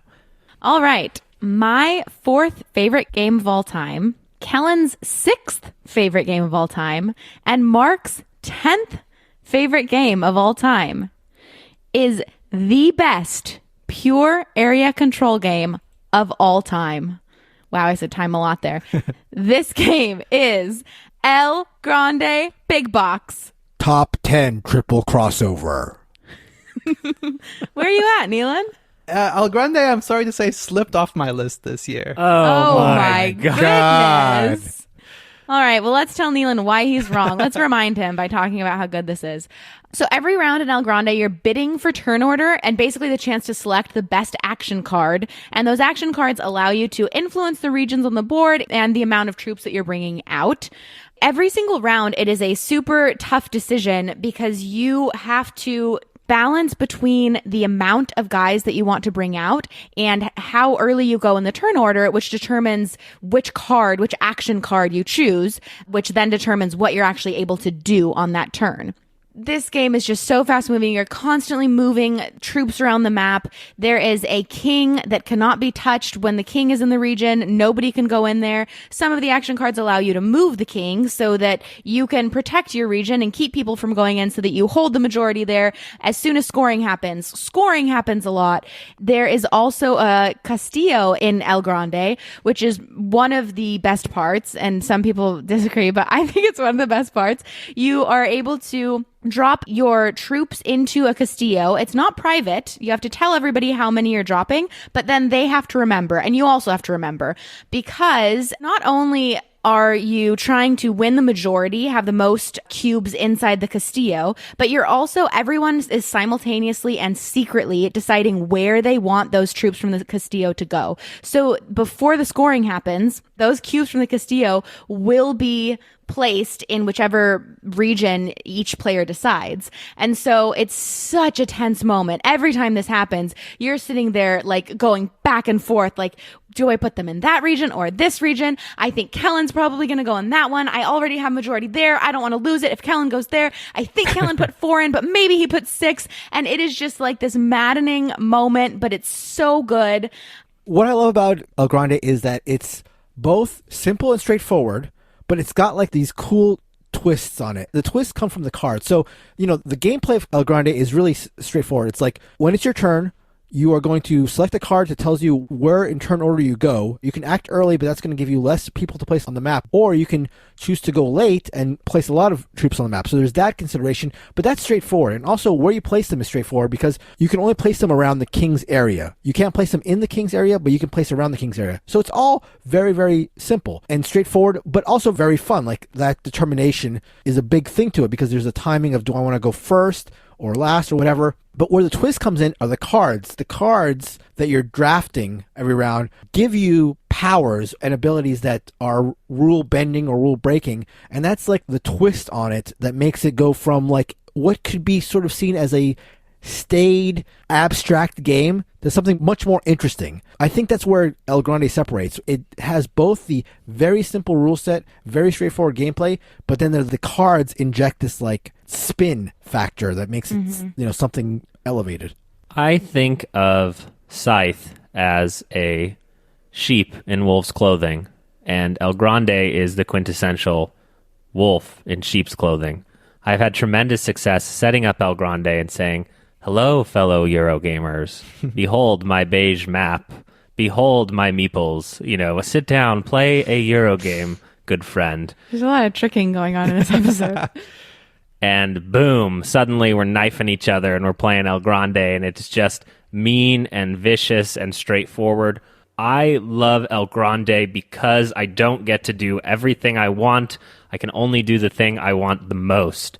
A philosophy by which I try to live my real life. I love there's 7 battlefields. There's 7 things that you want to do, and you can't do them all. You must choose. There's just enough control on this chaos to make it flow in such a way that it isn't the best, most strategic Eurofied game. You can lose the game through less fault of your own. That has happened to me, but the game moves quickly. It's in, it's out. It crosses the aisle in being something that Eurogamers are willing to play, but it's like quite vicious. It's hard to describe how good El Grande is. Almost everything that has come after is compared directly to. Mark said something super interesting on one of the top 50 episodes. It gets to the point. And the point of an area control game, El Grande gets to the point. It doesn't waste any of your time doing other things.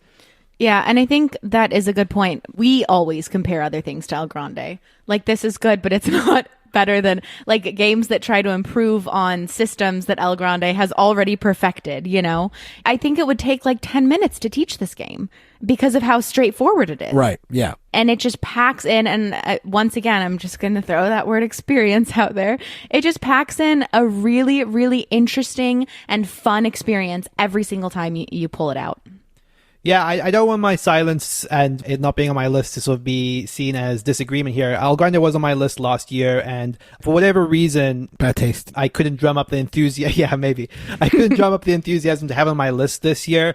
In my mind, it's a lot of what I talk about when I talk about Inish, which is to say that the rule set is simple enough that what you're left with is just playing and manipulating the pieces of the people at the table. Like Mark said so perfectly, it gets out of the way and lets you play the game. That's right. And that is my number 4, Kellen's number 6, and Mark's number 10.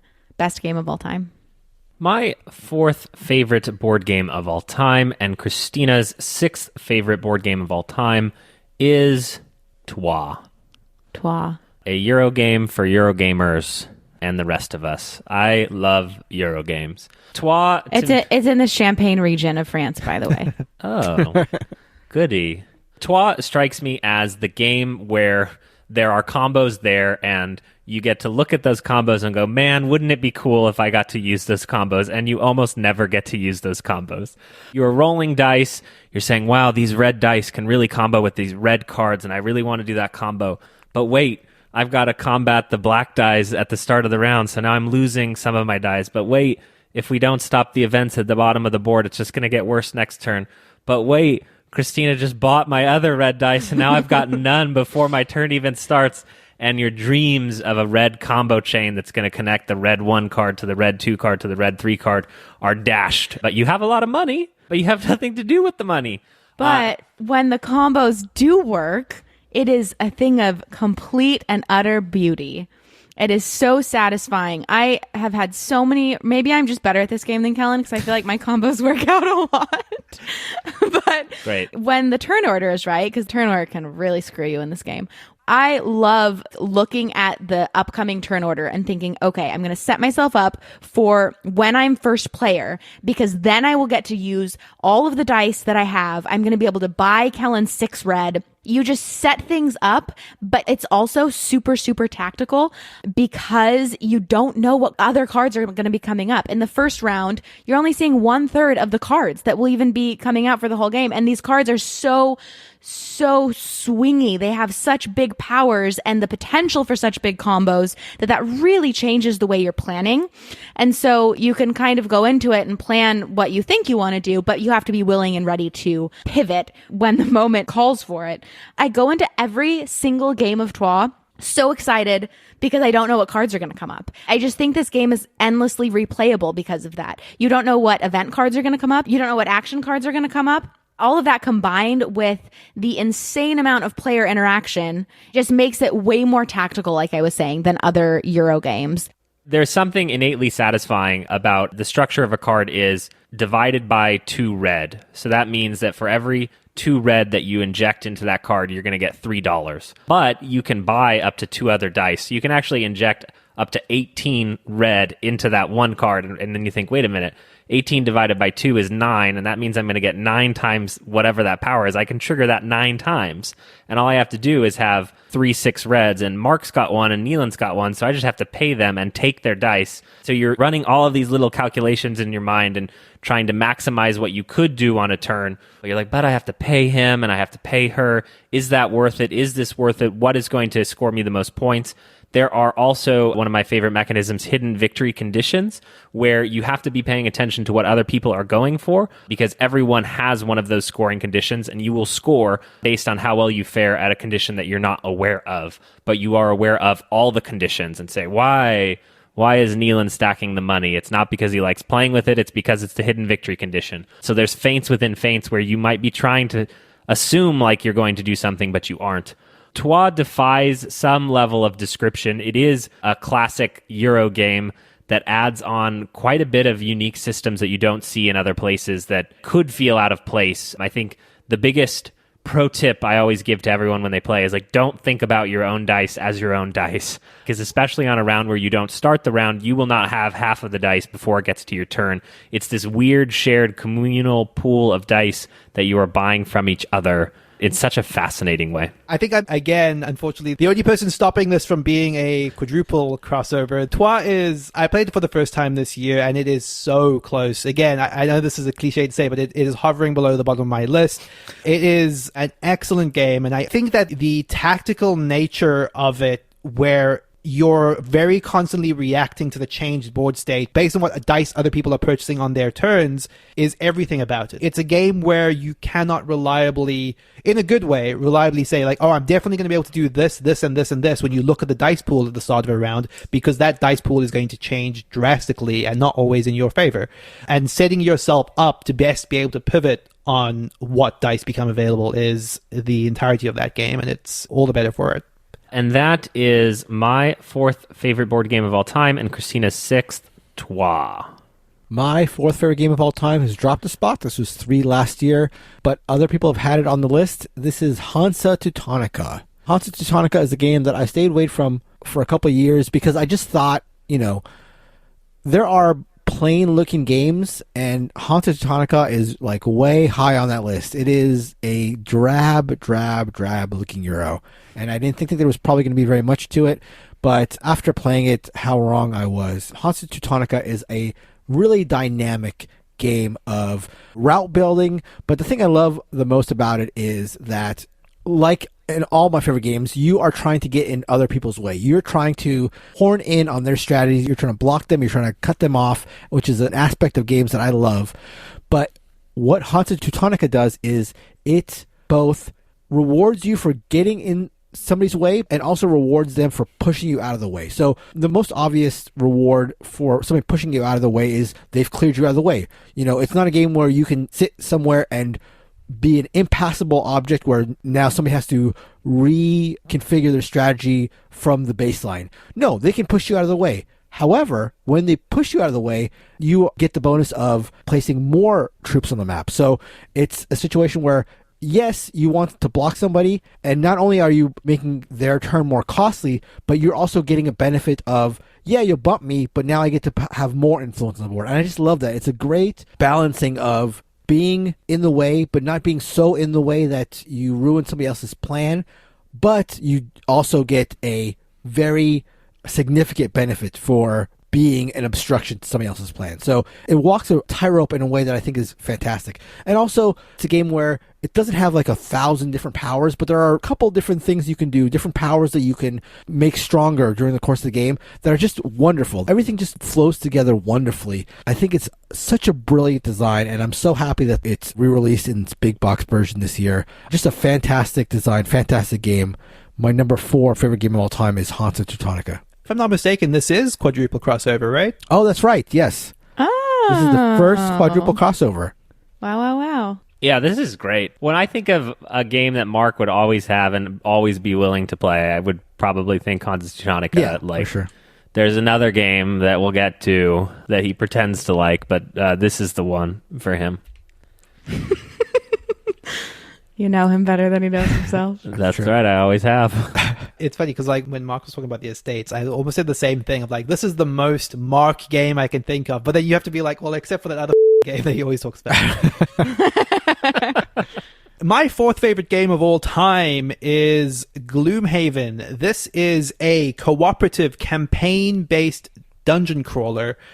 The premise of a dungeon crawler game is that you play as a party of adventurers, so each player controlling a hero. You're moving through a sort of dungeon-like environment, killing enemies, working towards a specific goal as dictated by the scenario you're playing. I think the thing that Gloomhaven does specifically so well is twofold.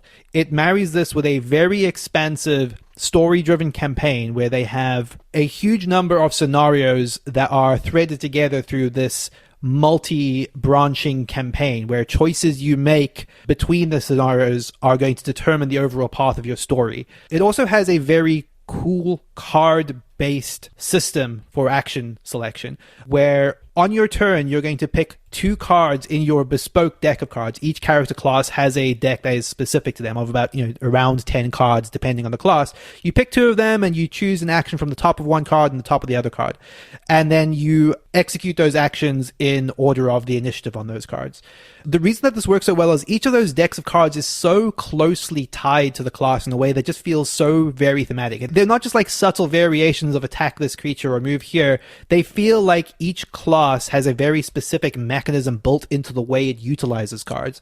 One class, for example, is designed to burn through its deck very quickly, then reacquire those cards and sort of burn through it again. Another class is designed to create an element and use those in very specific times in order to rapidly kill people as they sort of move around the map invisibly. So there are just very cool differences in the way that each of these decks is constructed to make the classes feel extremely different.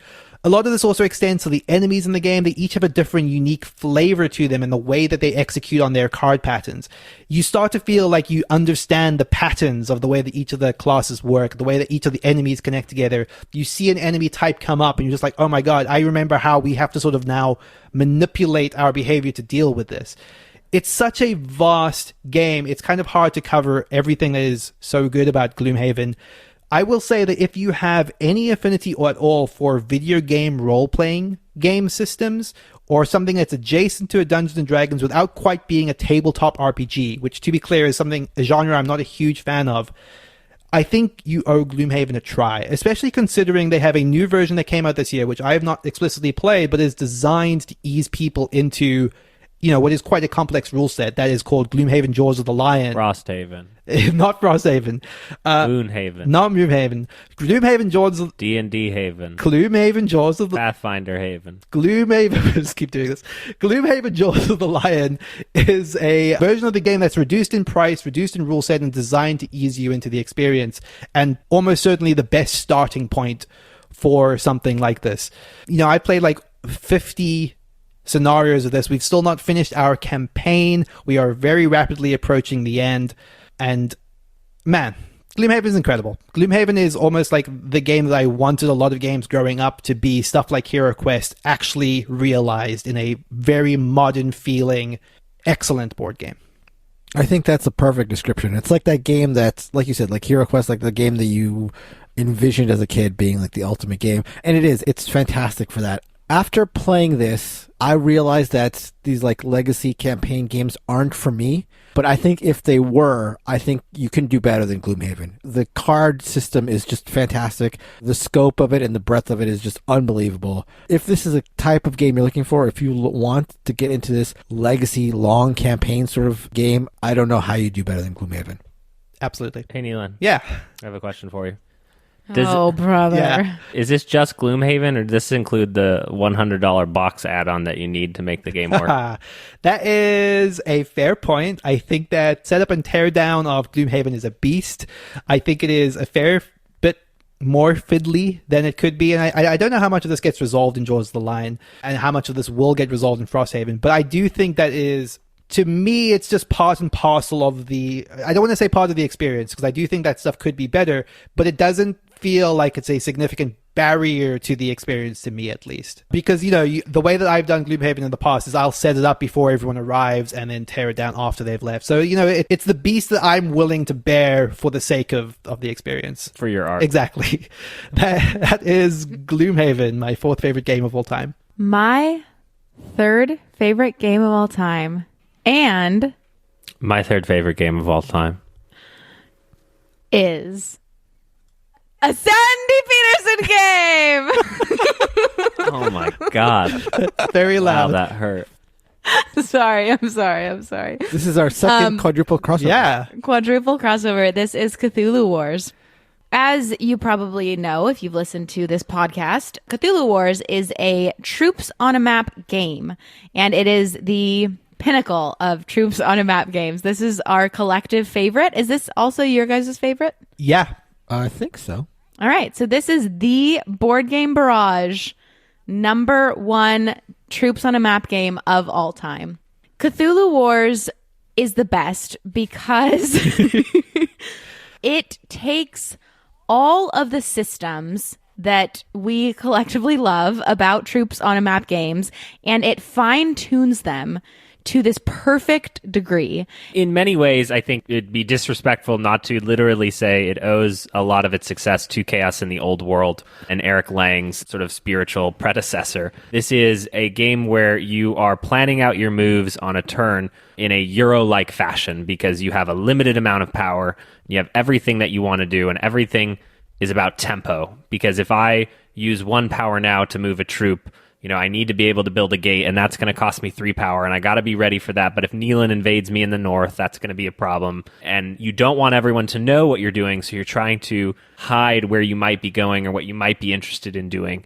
You combine that tight, amazing system with wildly asymmetric player powers where, you hand someone a box at the beginning of the game and you say, here's your powers, and you've got 6 unique powers and 6 different objectives to unlock those powers, and you're allowed to do that in any order. So you're sort of having to figure out your build, and there's the yellow sign faction that doesn't even really care about what's going on. It's just sort of roaming the map trying to desecrate and saying, no, don't worry about me. Like, I'm not here to fight. I'm just here to desecrate, and you have to stop them. You've got Cthulhu hiding in the water and using the water to his advantage.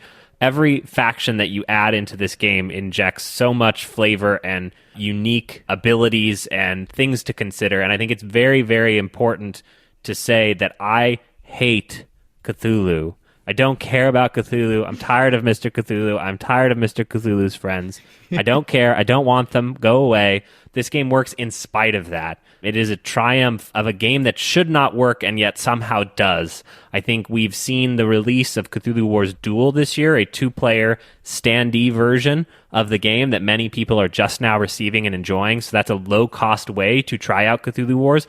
Cthulhu Wars is a game of excess. It is a game that takes up the most space in my closet. There are maps, there are neutral factions, there are upgraded gates. So I've got 3D gates. The plastic in this game, it's plastic on plastic on plastic. You know, if you hear us rail against Kickstarter, it's a little like, but what about Cthulhu Wars Onslaught 17, you know, still shipping from China?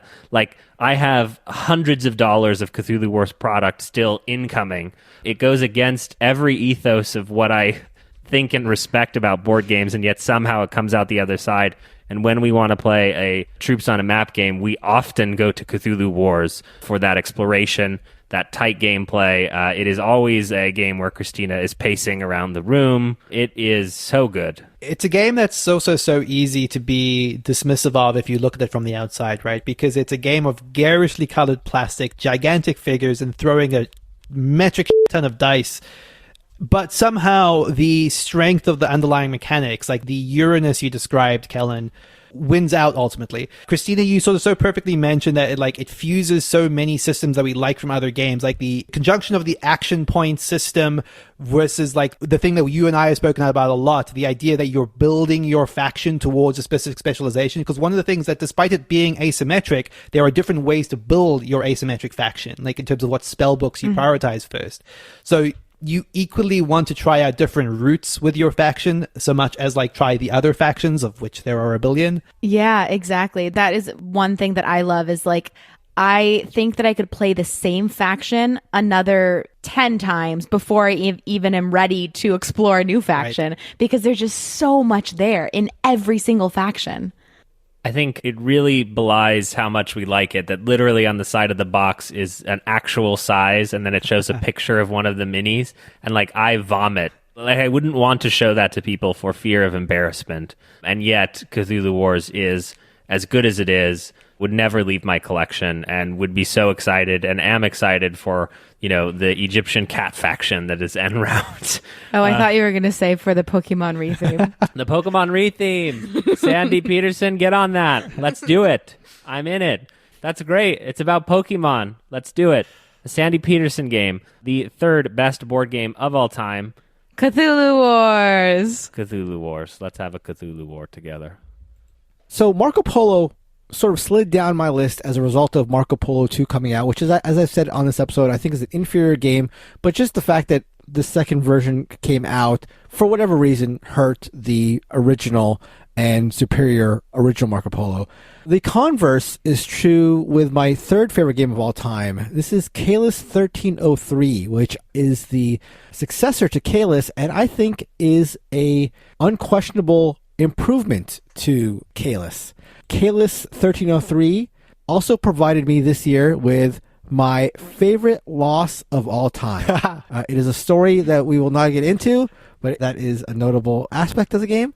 Caylus. I can't even quite remember, sorry, but we'll talk. I can remember. Yes, I remember very vividly. Yeah, that's right. Yes. Caylus, both the original and 1303, the main aspect of the game is that it's a worker placement game where you're placing workers along this road. And when you place a worker, you immediately have to pay for the right to place the worker. And if it triggers, you'll get the reward. You'll get whatever the space allows you.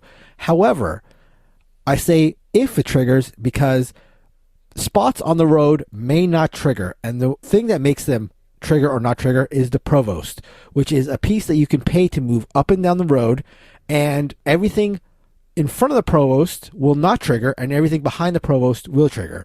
So if there's one part of Caylus, which is like the beauty of it, is the fact that you are fighting over which spots along the road are going to trigger and not trigger. And you're negotiating with your opponents to say, look, I need this spot to trigger. You have the spot right behind me. So we're basically in this together. Let's make sure you pay $1, I pay $1. Let's make sure that these spots trigger, and let's make sure that Neilan doesn't have enough money to ruin both of our plans. And it's that is the core of Caylus. It's the making sure that your spots trigger. Sure, you could place your worker on a spot way far back down the road and pretty much guarantee that your spot is going to go off. But the spots down the road are not as nice as the spots at the front of the road. And so there's that push and pull. Caylus did all that. So Caylus did that, and Caylus was my 13th favorite game of all time last year. I think 13th or 14th. The reason that Caylus 1303 is an improvement is because it does everything that you want from Caylus, but in 3/4 of the time. I think it shaves off at least a good 30 to 45 minutes. Also, it implements a lot of modern aspects of board gaming that weren't in the original Caylus. There are player powers. Now, when I heard there were player powers in Caylus 1303, I thought they might be a negative aspect. And to be fair, I don't think you need to play with them. I think they're a nice touch, but even playing without them is fine. But I think they're implemented well. Also, there is a variability in Caylus 1303 that I think was sorely lacking in Caylus. Caylus, because all the buildings you can build are available to you from the start of the game, it led to some very standard openings. There were like, maybe not openings is not the right word, but very clear courses of action. And Caylus 1303 injects some randomness, some variability in the setup that forces some more tactical gameplay, which I appreciate a great deal. Like most of my favorite games of all time, it's also got a very clear, simple rule set that I really, really appreciate. Caylus and Caylus 1303, both fantastic games, but for me, if you had to pick one, it would be the younger brother, Caylus 1303, my third favorite game of all time. But Mark, does it get rid of the brown box with the grumpy old man on the front of the cover? It does. Oh my god, best game ever. That's right. Yeah. So long, Caylus man. My third favorite game of all time is Through the Ages, A New Story of Civilization. This is a civilization building game by Vladikvatl, the actual highest Vladikvatl game on my list. This is one of the earliest heavy strategy games I played when I was new to the hobby.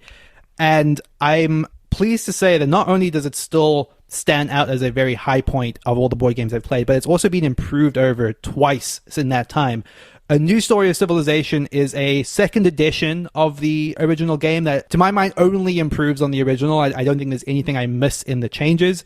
The gist of the game is one of building your civilization, akin to games like the Civilization video game, or in fact the Civilization board game in which all of these things derive, by virtue of acquiring cards. There is a card row that is gradually moving over the course of the game, and you are spending your actions to acquire those cards in order to upgrade technologies, to get new buildings, to get new forms of government, to get new forms of military, because all of these things, getting buildings, getting government, getting military, are all competing with each other at all times in terms of what should dominate your priorities. You need to stay level with other players militarily in order to not be devastated by their attacks. You need to make sure you're not keeping up on science so that you're able to get new technologies. You need to make sure you're keeping up with your resources so that you can build new buildings. So you have all of these competing objectives that work in tandem, all while you're constantly evaluating the flow of cards through the game to find the right time to overspend for a card, or the right time to grab a card before someone else can take it.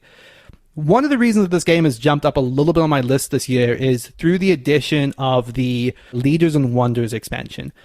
It adds something to Through the Ages as a game, which I do think was actually maybe something that the game sorely was missing prior to this, which is card uncertainty. Whenever you play a game of Through the Ages prior to the expansion, the cards are the same in every game, and a large part of learning that game is just learning the availability of the cards, knowing that if you get this card now, a certain card is coming down the line. My preferred way to now play Through the Ages is to mix a random selection of 50% of the cards from the expansion and 50% of the cards from the original, shuffle them all together, and in that simple change alone, you don't know for sure what cards are coming up. It adds a little bit more of a tactical edge to it, where you cannot reliably say, when this card comes up later in the game, I will grab it, complete my perfect little combo, and capitalize on that. It makes it a little bit more about evaluating the row at all times, so what's best for you now, in a way that I think is actually a little bit more fair, especially when you're playing with mismatched experience levels.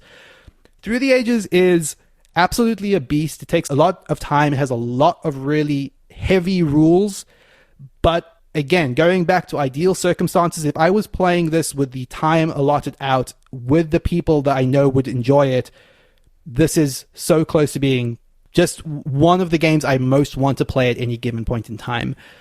Neilan, let me ask you this. Yes. This is a real question this time. I'm ready. It is. Is Through the Ages the best, one of your favorite games that happens to be a Civ game, or is this the best Civ game that you found to this day? And do you understand Yes, what I'm totally. saying? I think absolutely that this is the best game that happens to be a civilization game. It's a little bit of both to me. I want to clarify that, a little bit, because I do think it being a civilization game, and, if I'm understanding your question correctly, is there another civilization game that I haven't played that just suddenly fills this spot? No, I don't think so, because I actually think to some extent, like, Through the Ages does a good job of distinguishing itself from other civilization games by sort of not leaning into being a 4X game as well. It's not a game where you have a map at all. It's purely card tableau building. It almost feels entirely different from other civilization games while entirely capturing thematically the things I like about Civilization, the video game specifically, which was my entry point into Civilization games.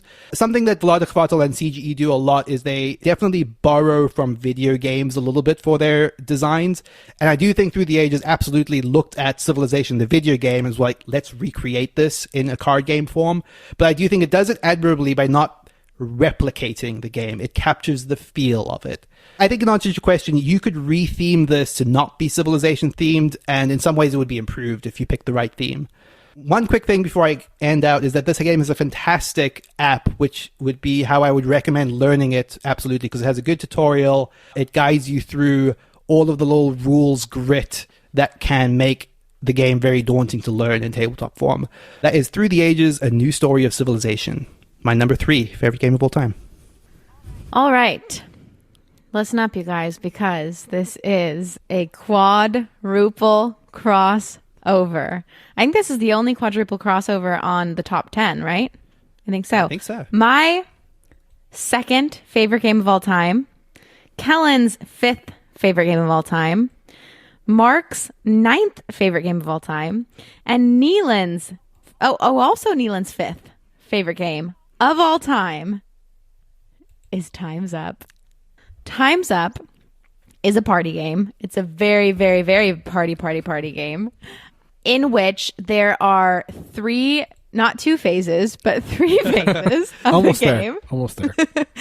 There are 3 phases of the game. In the first phase, there are teams, and each team is trying to get their other teammates to guess words, and they can basically do anything except for say any of the words in the title.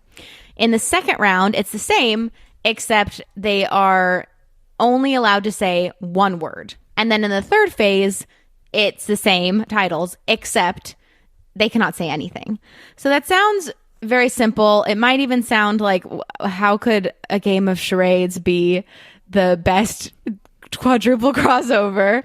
But the reason and the thing that makes this game so good is that there are inside jokes that develop within a single game. So when you start the game, it's words you've never heard of. And one quick caveat to make is that we play with an app that our friend built, and it sources the titles from the internet. And it's like every title of every movie and every book and every video game and everything that you've never heard of. And so every single game you're going into, you've never heard of these words before. You've never heard of these titles. Some of them you have, but really you're just going into it and you're just acting out anything you can think of.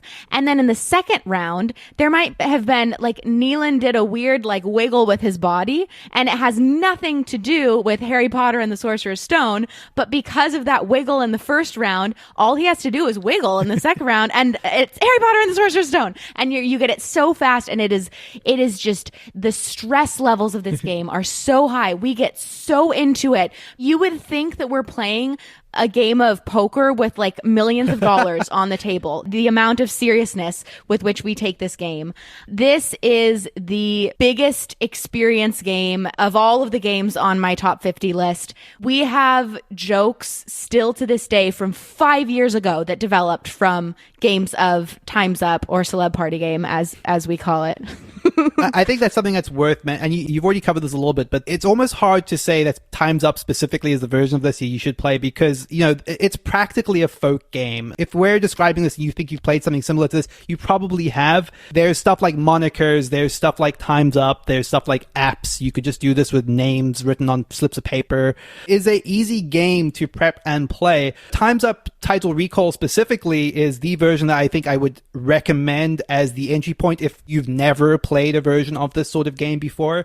I think that works so well for Board Game Barrage because we love party games, but many of them are just activities where it's okay to lose, and somehow in Time's Up, it is not okay to lose, and your night is ruined. So you have that party game vibe mixed with just the will to win, and there's no game that we try harder at than Time's Up Title Recall. That is my second, Kellen and Neilan's fifth, and Mark's ninth favorite game of all time, Time's Up Title Recall.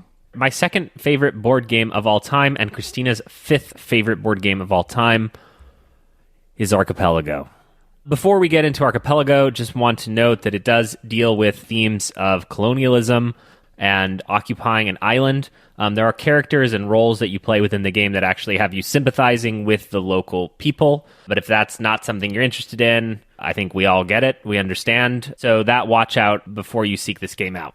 Archipelago is one of the heaviest, fiddliest Euro games that I am willing to participate in because it truly is the friendship simulator for me. It is, what do all your friends want to do on the island?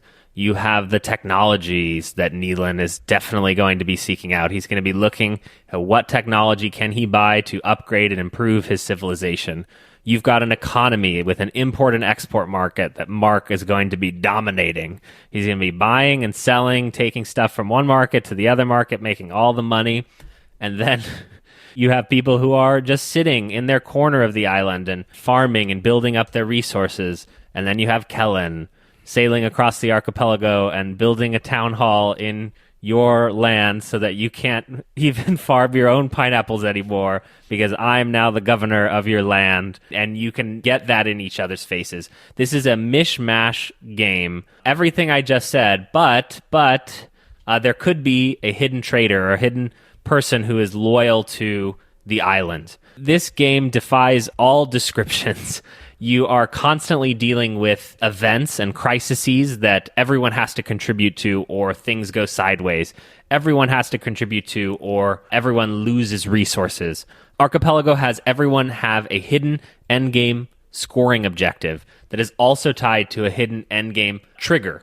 So literally, the whole game is this looking around. Why is Mark doing that? Why is Neilan doing that? Who is doing what and why? Winning a game of Archipelago feels unlike other wins. Like it almost feels like you got away with something. You know what I mean? Like you were able to successfully hide your win condition, or you were able to pretend like you weren't a traitor and then you sunk the whole game, or you were able to pretend like you were a traitor and you threatened to sink the whole game, and you got other people to be scared that you were the traitor and they were working with you. There's just like so many little, very subtle things about this game that it's very hard to describe. Like it elevates the game to be a unique experience and to be a very big experience. Like Kellen said, it's very fighty. You're very in each other's business. It's frustrating. It's mean. You're second guessing what other people are doing. It's a tense game. And then 2 hours into the game, there's a crisis and everyone has to contribute pineapples or everyone loses the game. And literally you all go around the table and you say, well, I'm not winning. So Neilan, give us your pineapple. And you have to have the stomach for the game to end, and no one has won the game. And so at any point when you no longer feel like you can win the game, you say, sorry, friends, I'm out. And that has to be okay with you. And that's not okay for most people who like heavy Euro games, of which this is one. It is the most niche product on my list, bar none. But if you like that emergent gameplay and that emergent storytelling of like, where the hell is this going? If you want to sit there with a checklist and go, okay, well, there are 7 exploration discs left, so no one has this hidden endgame condition, and you're questing, you're building out the island, you're farming, you're upgrading different things. It's got everything in it. It's got auctions. It's got blind bidding. It's crazy. And then at the end of all of that, it really comes down to these crises and forcing other people. It's basically deluding other people into thinking that they can win more than you, even though you know you can win, to allow the game to continue to win, like Christina said, to sneak and steal that victory. Archipelago is a game I would never turn down. It has so much depth to it. It's so fascinating. I am convinced that you could make the 1-hour version of Archipelago that I would like better than Archipelago. To this day, no one has made it. Please make it, please. And email us at boardgamebarrage@gmail.com because I would love to try it. Anytime someone says the word semi-co-op, my ears perk up. I get excited. You haven't done it better than Archipelago yet. Let us hope that you can do it in the coming years. And this is another quadruple crossover. That's right. Yeah. Oh, quadruple. Quadicross. I'm just not sure that there has been a game better suited for the four of us, or that has those moments of just like, how could you have more fun with the four of us than playing Archipelago? Absolutely. And I think that it caters to a lot of all of our respective tastes, like in different proportions maybe, but like the semi-co-op nature of it and the way that we love to just to like be competitive and sort of be talky with each other about the things that we have and what we don't have. It is so perfect for us. Absolutely. It just so wholly unique. King of the Pineapples, Archipelago. That is Kellen's number 2 and my number 5. Best game of all time. Kellen started this episode by saying there's nothing like playing a good card game. And I'm going to prove him right, because my number 2 favorite game of all time was my number 2 favorite game of all time last year and the year before. It's sticking around. It's a game about trees. It's Arboretum. Arboretum is, for me, the most knife fight in a phone booth game that there is. It's a fairly simple game in terms of what you're doing on your turn. On your turn, you are drawing a card, you're playing a card, and you're discarding a card. That's all you're doing on your turn. But that's where the fun is. Let's start with the first part, drawing a card. You can draw a card from the shared draw pile, but you can draw a card from anybody else's discard pile, and that's just something I love about this game. On your turn, you're going to discard a card, but whenever you discard a card, you know that you're just leaving something out there for somebody else to take. And that's just such a gut-wrenching decision that you have to do every single turn of the game. Furthermore, at the end of the game, the way that scoring works is, over the course of the game, you're playing cards to your tableau. You're building this arboretum of trees. But the way that you score a type of tree or a suit in this game is you have to have in your hand the most points of that suit to score. So you could be building this really great string of pine trees, but if you don't have more pine points in your hand than anybody else, you're scoring 0. So there's the natural push and pull right there of, yeah, I want to build a nice string of these pine trees that are going to score me a lot of points, but how can you do that when you also have to reserve some in your hand in order to make sure you have the most points to score any? Because there is nothing worse in a game of Arboretum than building this long chain of like weeping willows only to find that somebody else has one more point than you and score nothing in that case. For me, Arboretum is the game where on your turn, the thing that you want to do more than anything else is to pass. I always feel like the optimal move for me in Arboretum is to pass. If I could only pass my turn, I'd be happy, but I have to do something. And that's the beauty of Arboretum. Every decision is absolutely gut-wrenching. And that's the reason why I love Arboretum, my second favorite game of all time. It's like, did you hear what you just said? We all talked about the hidden depths and all the crazy complex systems of Archipelago, and you just said, like, on my turn, I'm desperately worried about my pine points. That's right. Simplify things. You got all these systems going on. I'm saying strip that out. Like a I was tree. thinking it was out. funny because like in your second favorite game of all time, you just want to like not play That's the true. game. That's very true. That's true. It's the grand mystery of Arboretum. My second favorite game of all time is actually a game I'm nervous to talk about because I don't think there's a game that I more deliberated about putting at the spot than any other. And I admit now to my co-host that I've been maybe appropriately deceptive about this game in the prep for this episode. My second favorite game of all time is The Resistance. This was previously my number 1. Neilan, don't do this. This is Kellen's 8th favorite game of all time. I don't want to get too hung up on the reasons why it might move down. We will get there, but let's take a moment to celebrate what The Resistance is and why it's an amazing game.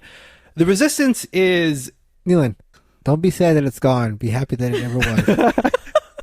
You do. For a minute, I thought you were going to cry. Your lips were kind of quivering. The Resistance is, in my mind, the social deduction game. And what I mean by that is, there are other games on my list that I love along the genre. We've spoken about Deception, we've spoken about Werewords and Insider. But to me, it's like there is the social deduction as a genre, and then there is the Resistance sitting above it. And that's for a couple of reasons. I think it boils down and so intensely, ionizes everything that I think that is so good about social deduction as a genre. It often gets denigrated as a game that is just about shouting at people for an hour, but I would put it to people that would claim that you have not played it with the right people, you have not played it enough, and you've maybe not played it with some of the mechanisms and the roles that elevate it above a lot of other social deduction games, which are just about lying and shouting at your friends for an hour. The Resistance is, I guess we should describe it really quickly. The Resistance is a game where you are split into two teams, either the spies of the Resistance, except you don't know who is on either team. You're going to look at your cards secretly. There will be a quick process where the spies will know who each other are, but the Resistance won't.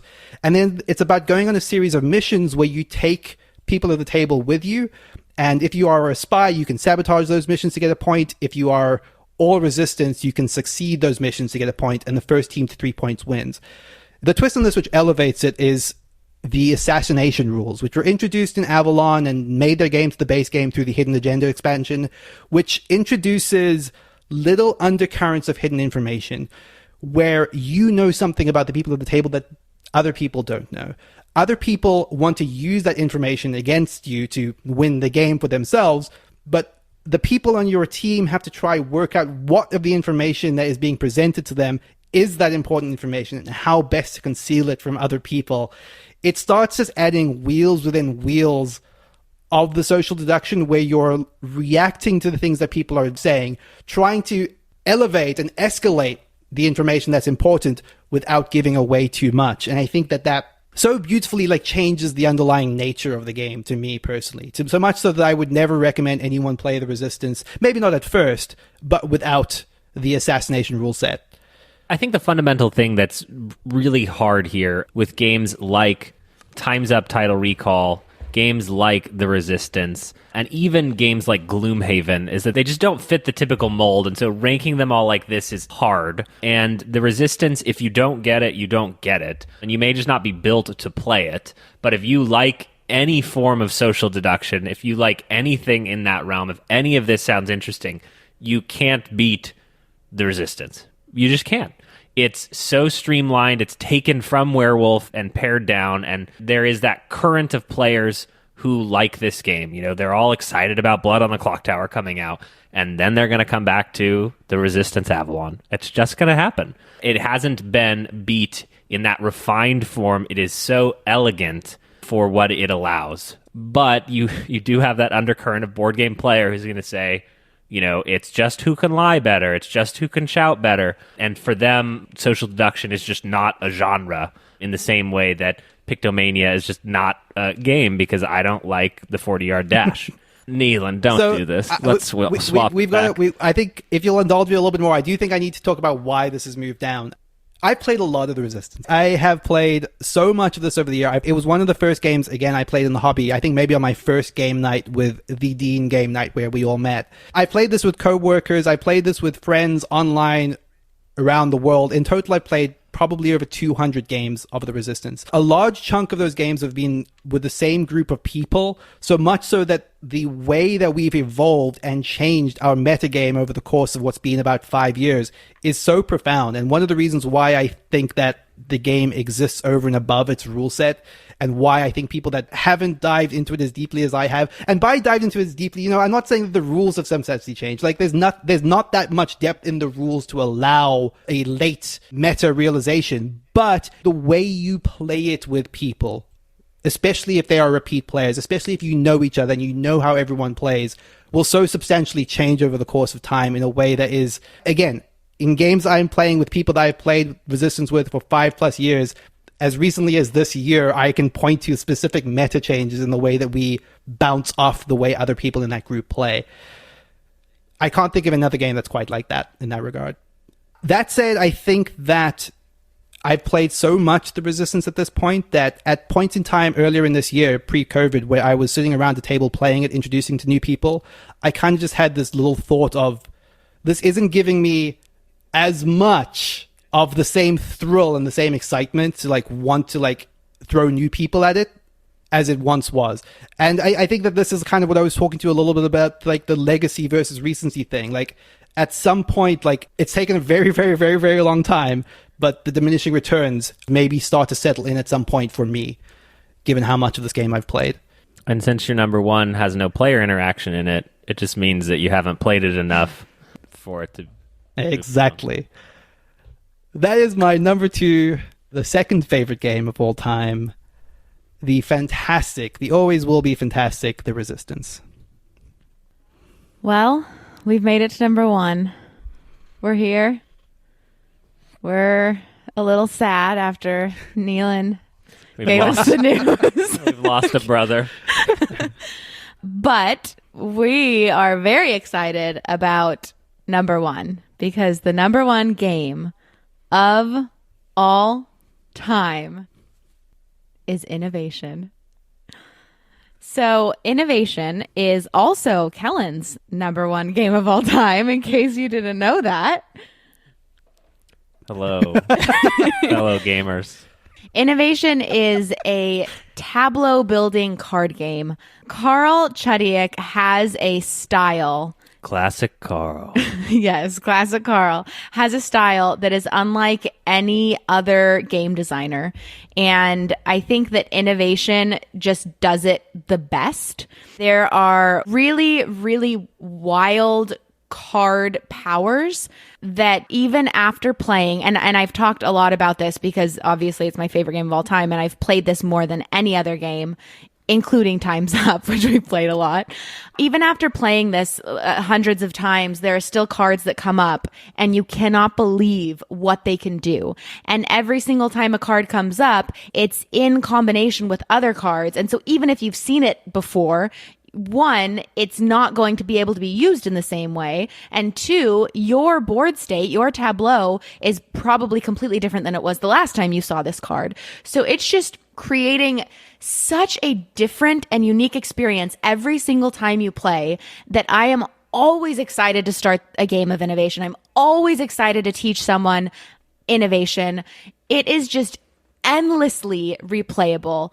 It is endlessly stressful. It is the game that if I lose a game of Innovation, I know exactly what I did wrong, and I'm so angry. I want to challenge you to a rematch because I know I can beat you next time. Well, that's the last 5 years of my life. What? Her losing and then asking for a rematch. That's not true.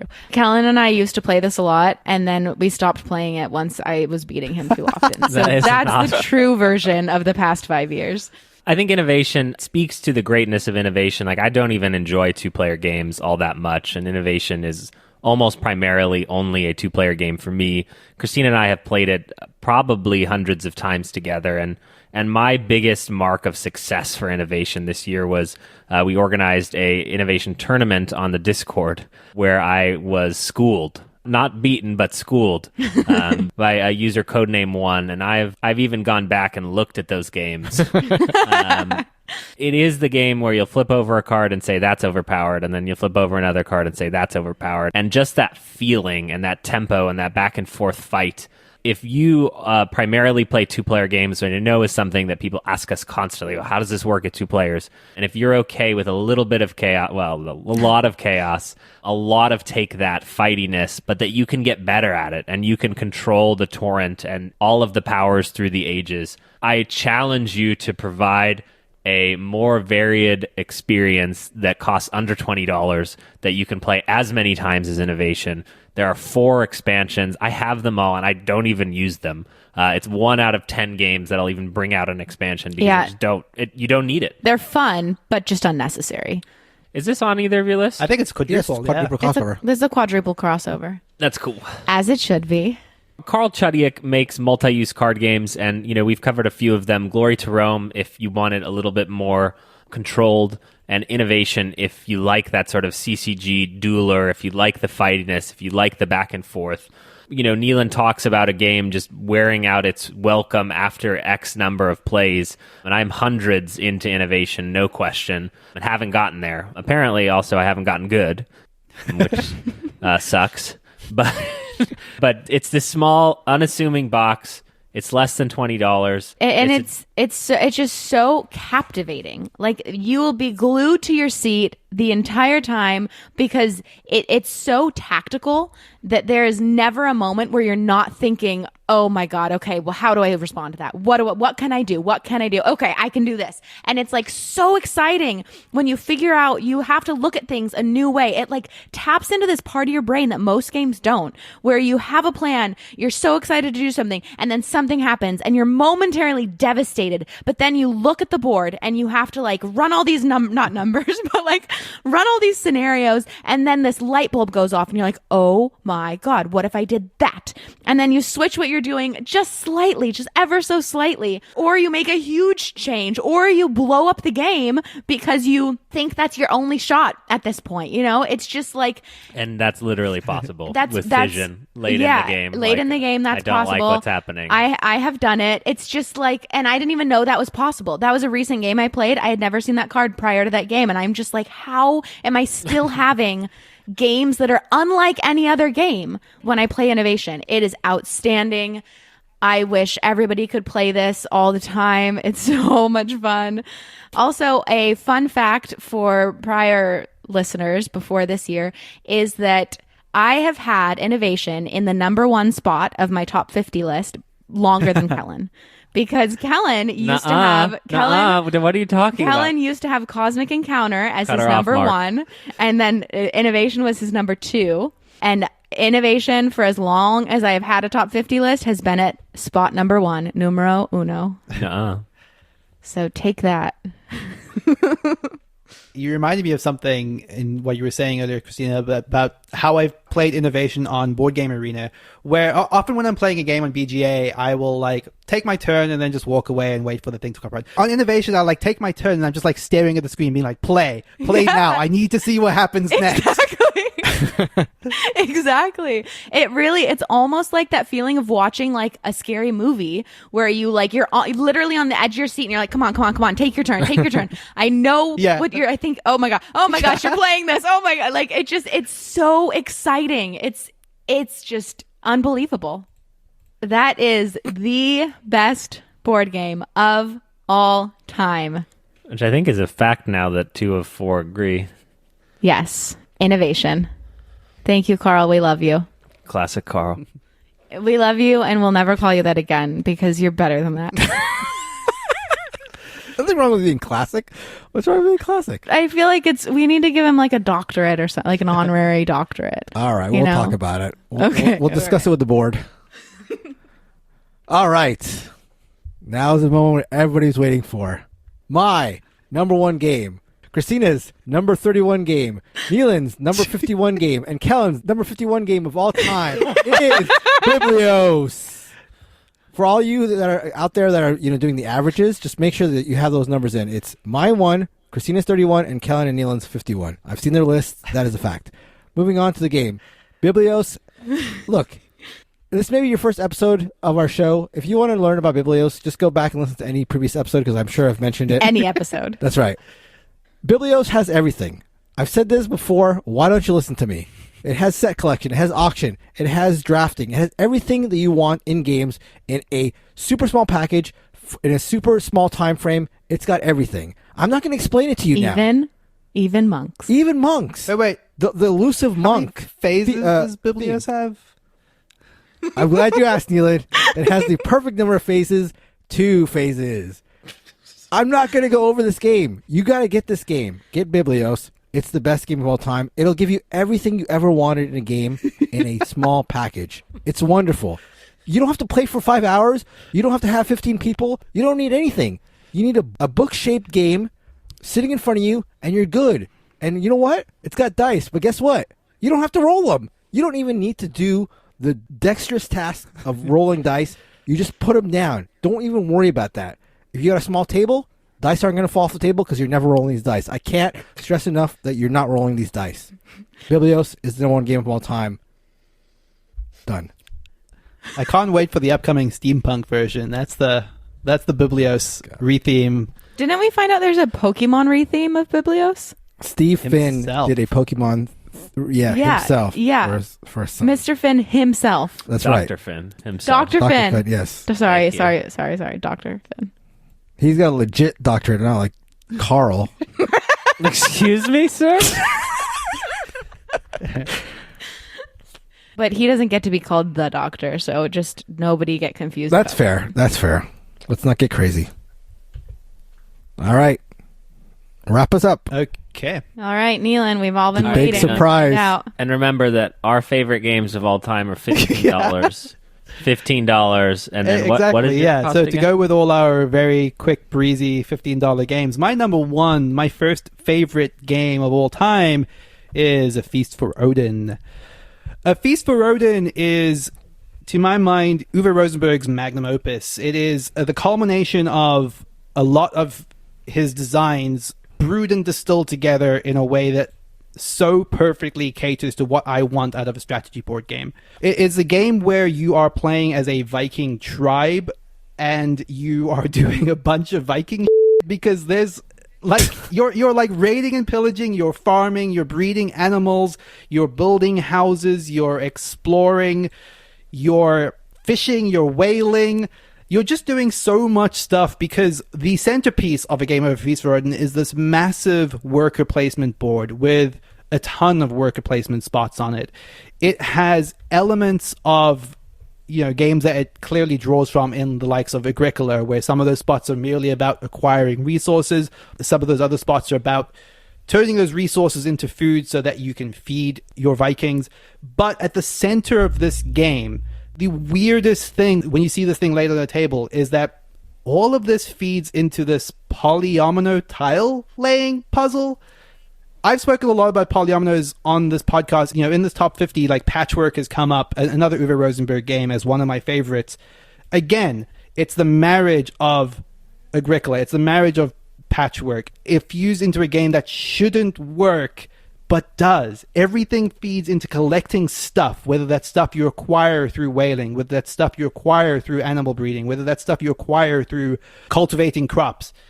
All of those come in the form of tiles, which you then have to manipulate into specific colors, into specific shapes, in order to place them on your board, in order to cover up the negative points which you start out with. So you're doing all of this in the service of this giant puzzle that's going to be filled with different colored shapes, with little pieces of silver that you're collecting. Everyone's board, unlike in a game of Patchwork where everyone's just made a rough quilt, everyone's board in the Feast for Odin is going to look completely different as the sum total of all the cool things that they've been doing, which are probably completely different to all the cool things you've been doing.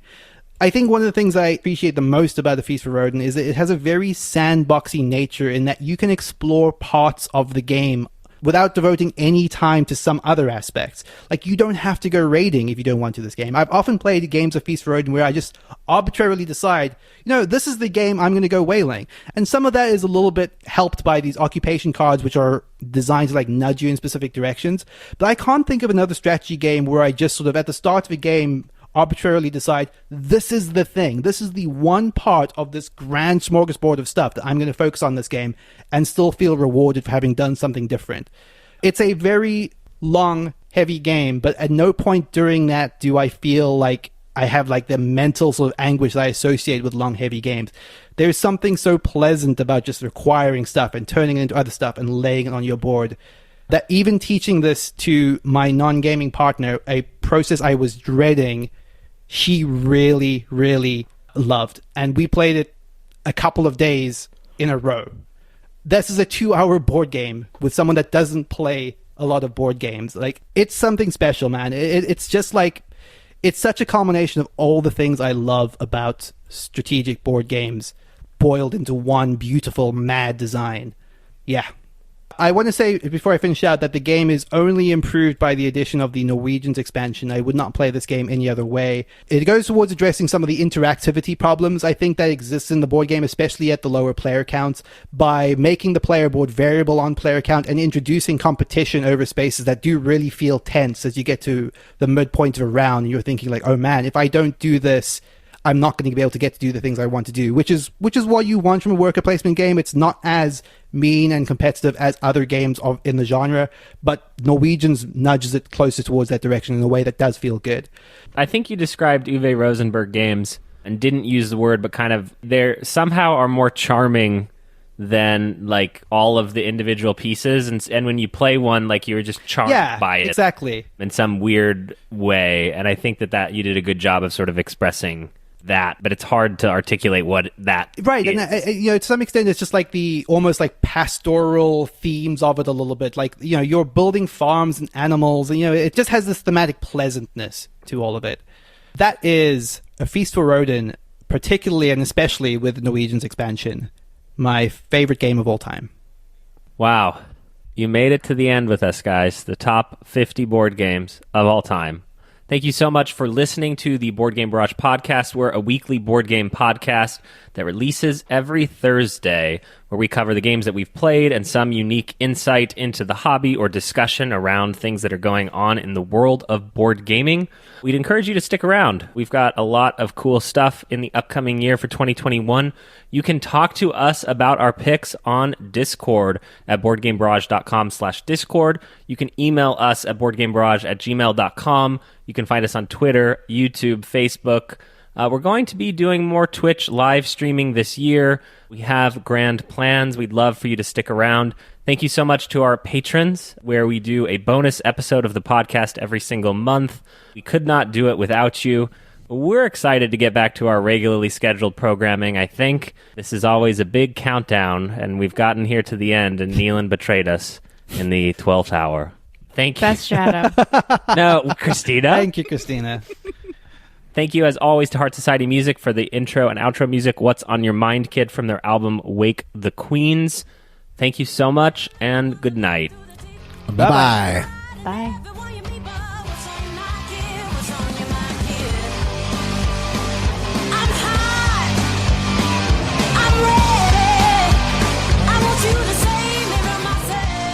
Speaking of the Doctor, I know that one, he's not on any of our lists this week, and I know that two, we're not doing any sound effects or gimmicks this week.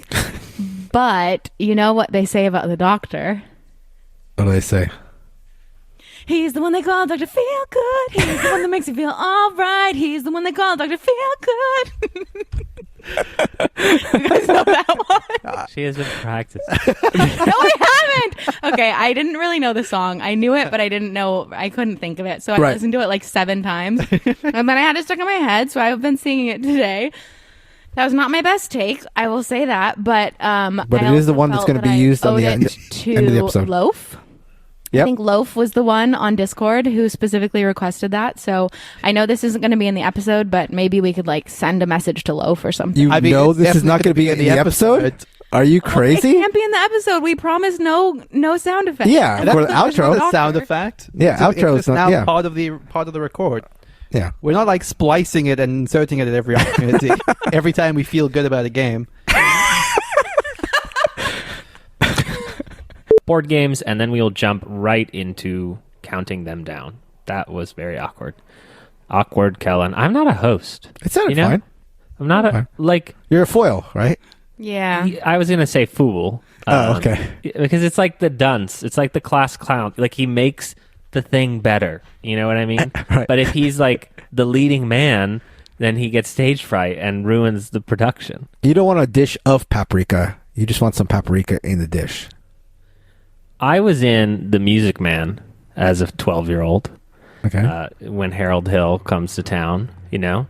Right. And I played the guy that was trying to get him in trouble, okay? Okay. And the Madam Librarian, you know, the attractive female lead, right? Right. She stops him, okay? Okay. She says, no, don't tell on Harold Hill. I love him, you know? And you know how she gets to stop him is by kissing him. Okay. So I'm like a 12-year-old. Right. Okay. Yeah. Madam Librarian is like pretty attractive, like 17, 18-year-old girl. Okay. You familiar with a strike show, Mark? I am not. On the last show of a production, you do something weird. You know what I Okay. mean? Like you open a folder and like something crazy's in there, but then they have to stop themselves from laughing. So what do you think Madam Librarian decided to do in the strike show? She kissed me. No stage kiss. Normally, you do this. Well, I can't do it I could do it for you, but no one could hear it. She didn't do the stage kiss, and then I messed up my next line. I ruined it. And that is the story of my first kiss. It's a hell of a story. That's real, by the way. I believe it. My fifth favorite board game of all time is higher up on someone else's list. I think my time is up, so we will get there when we get there. That's on the nose. Well, my last one, I also said Grande, dude. That's true. That's true. I'm just reading the names. If I had more, it'd be so funny if I just read the names. What if it was Sidereal Confluence? Yeah.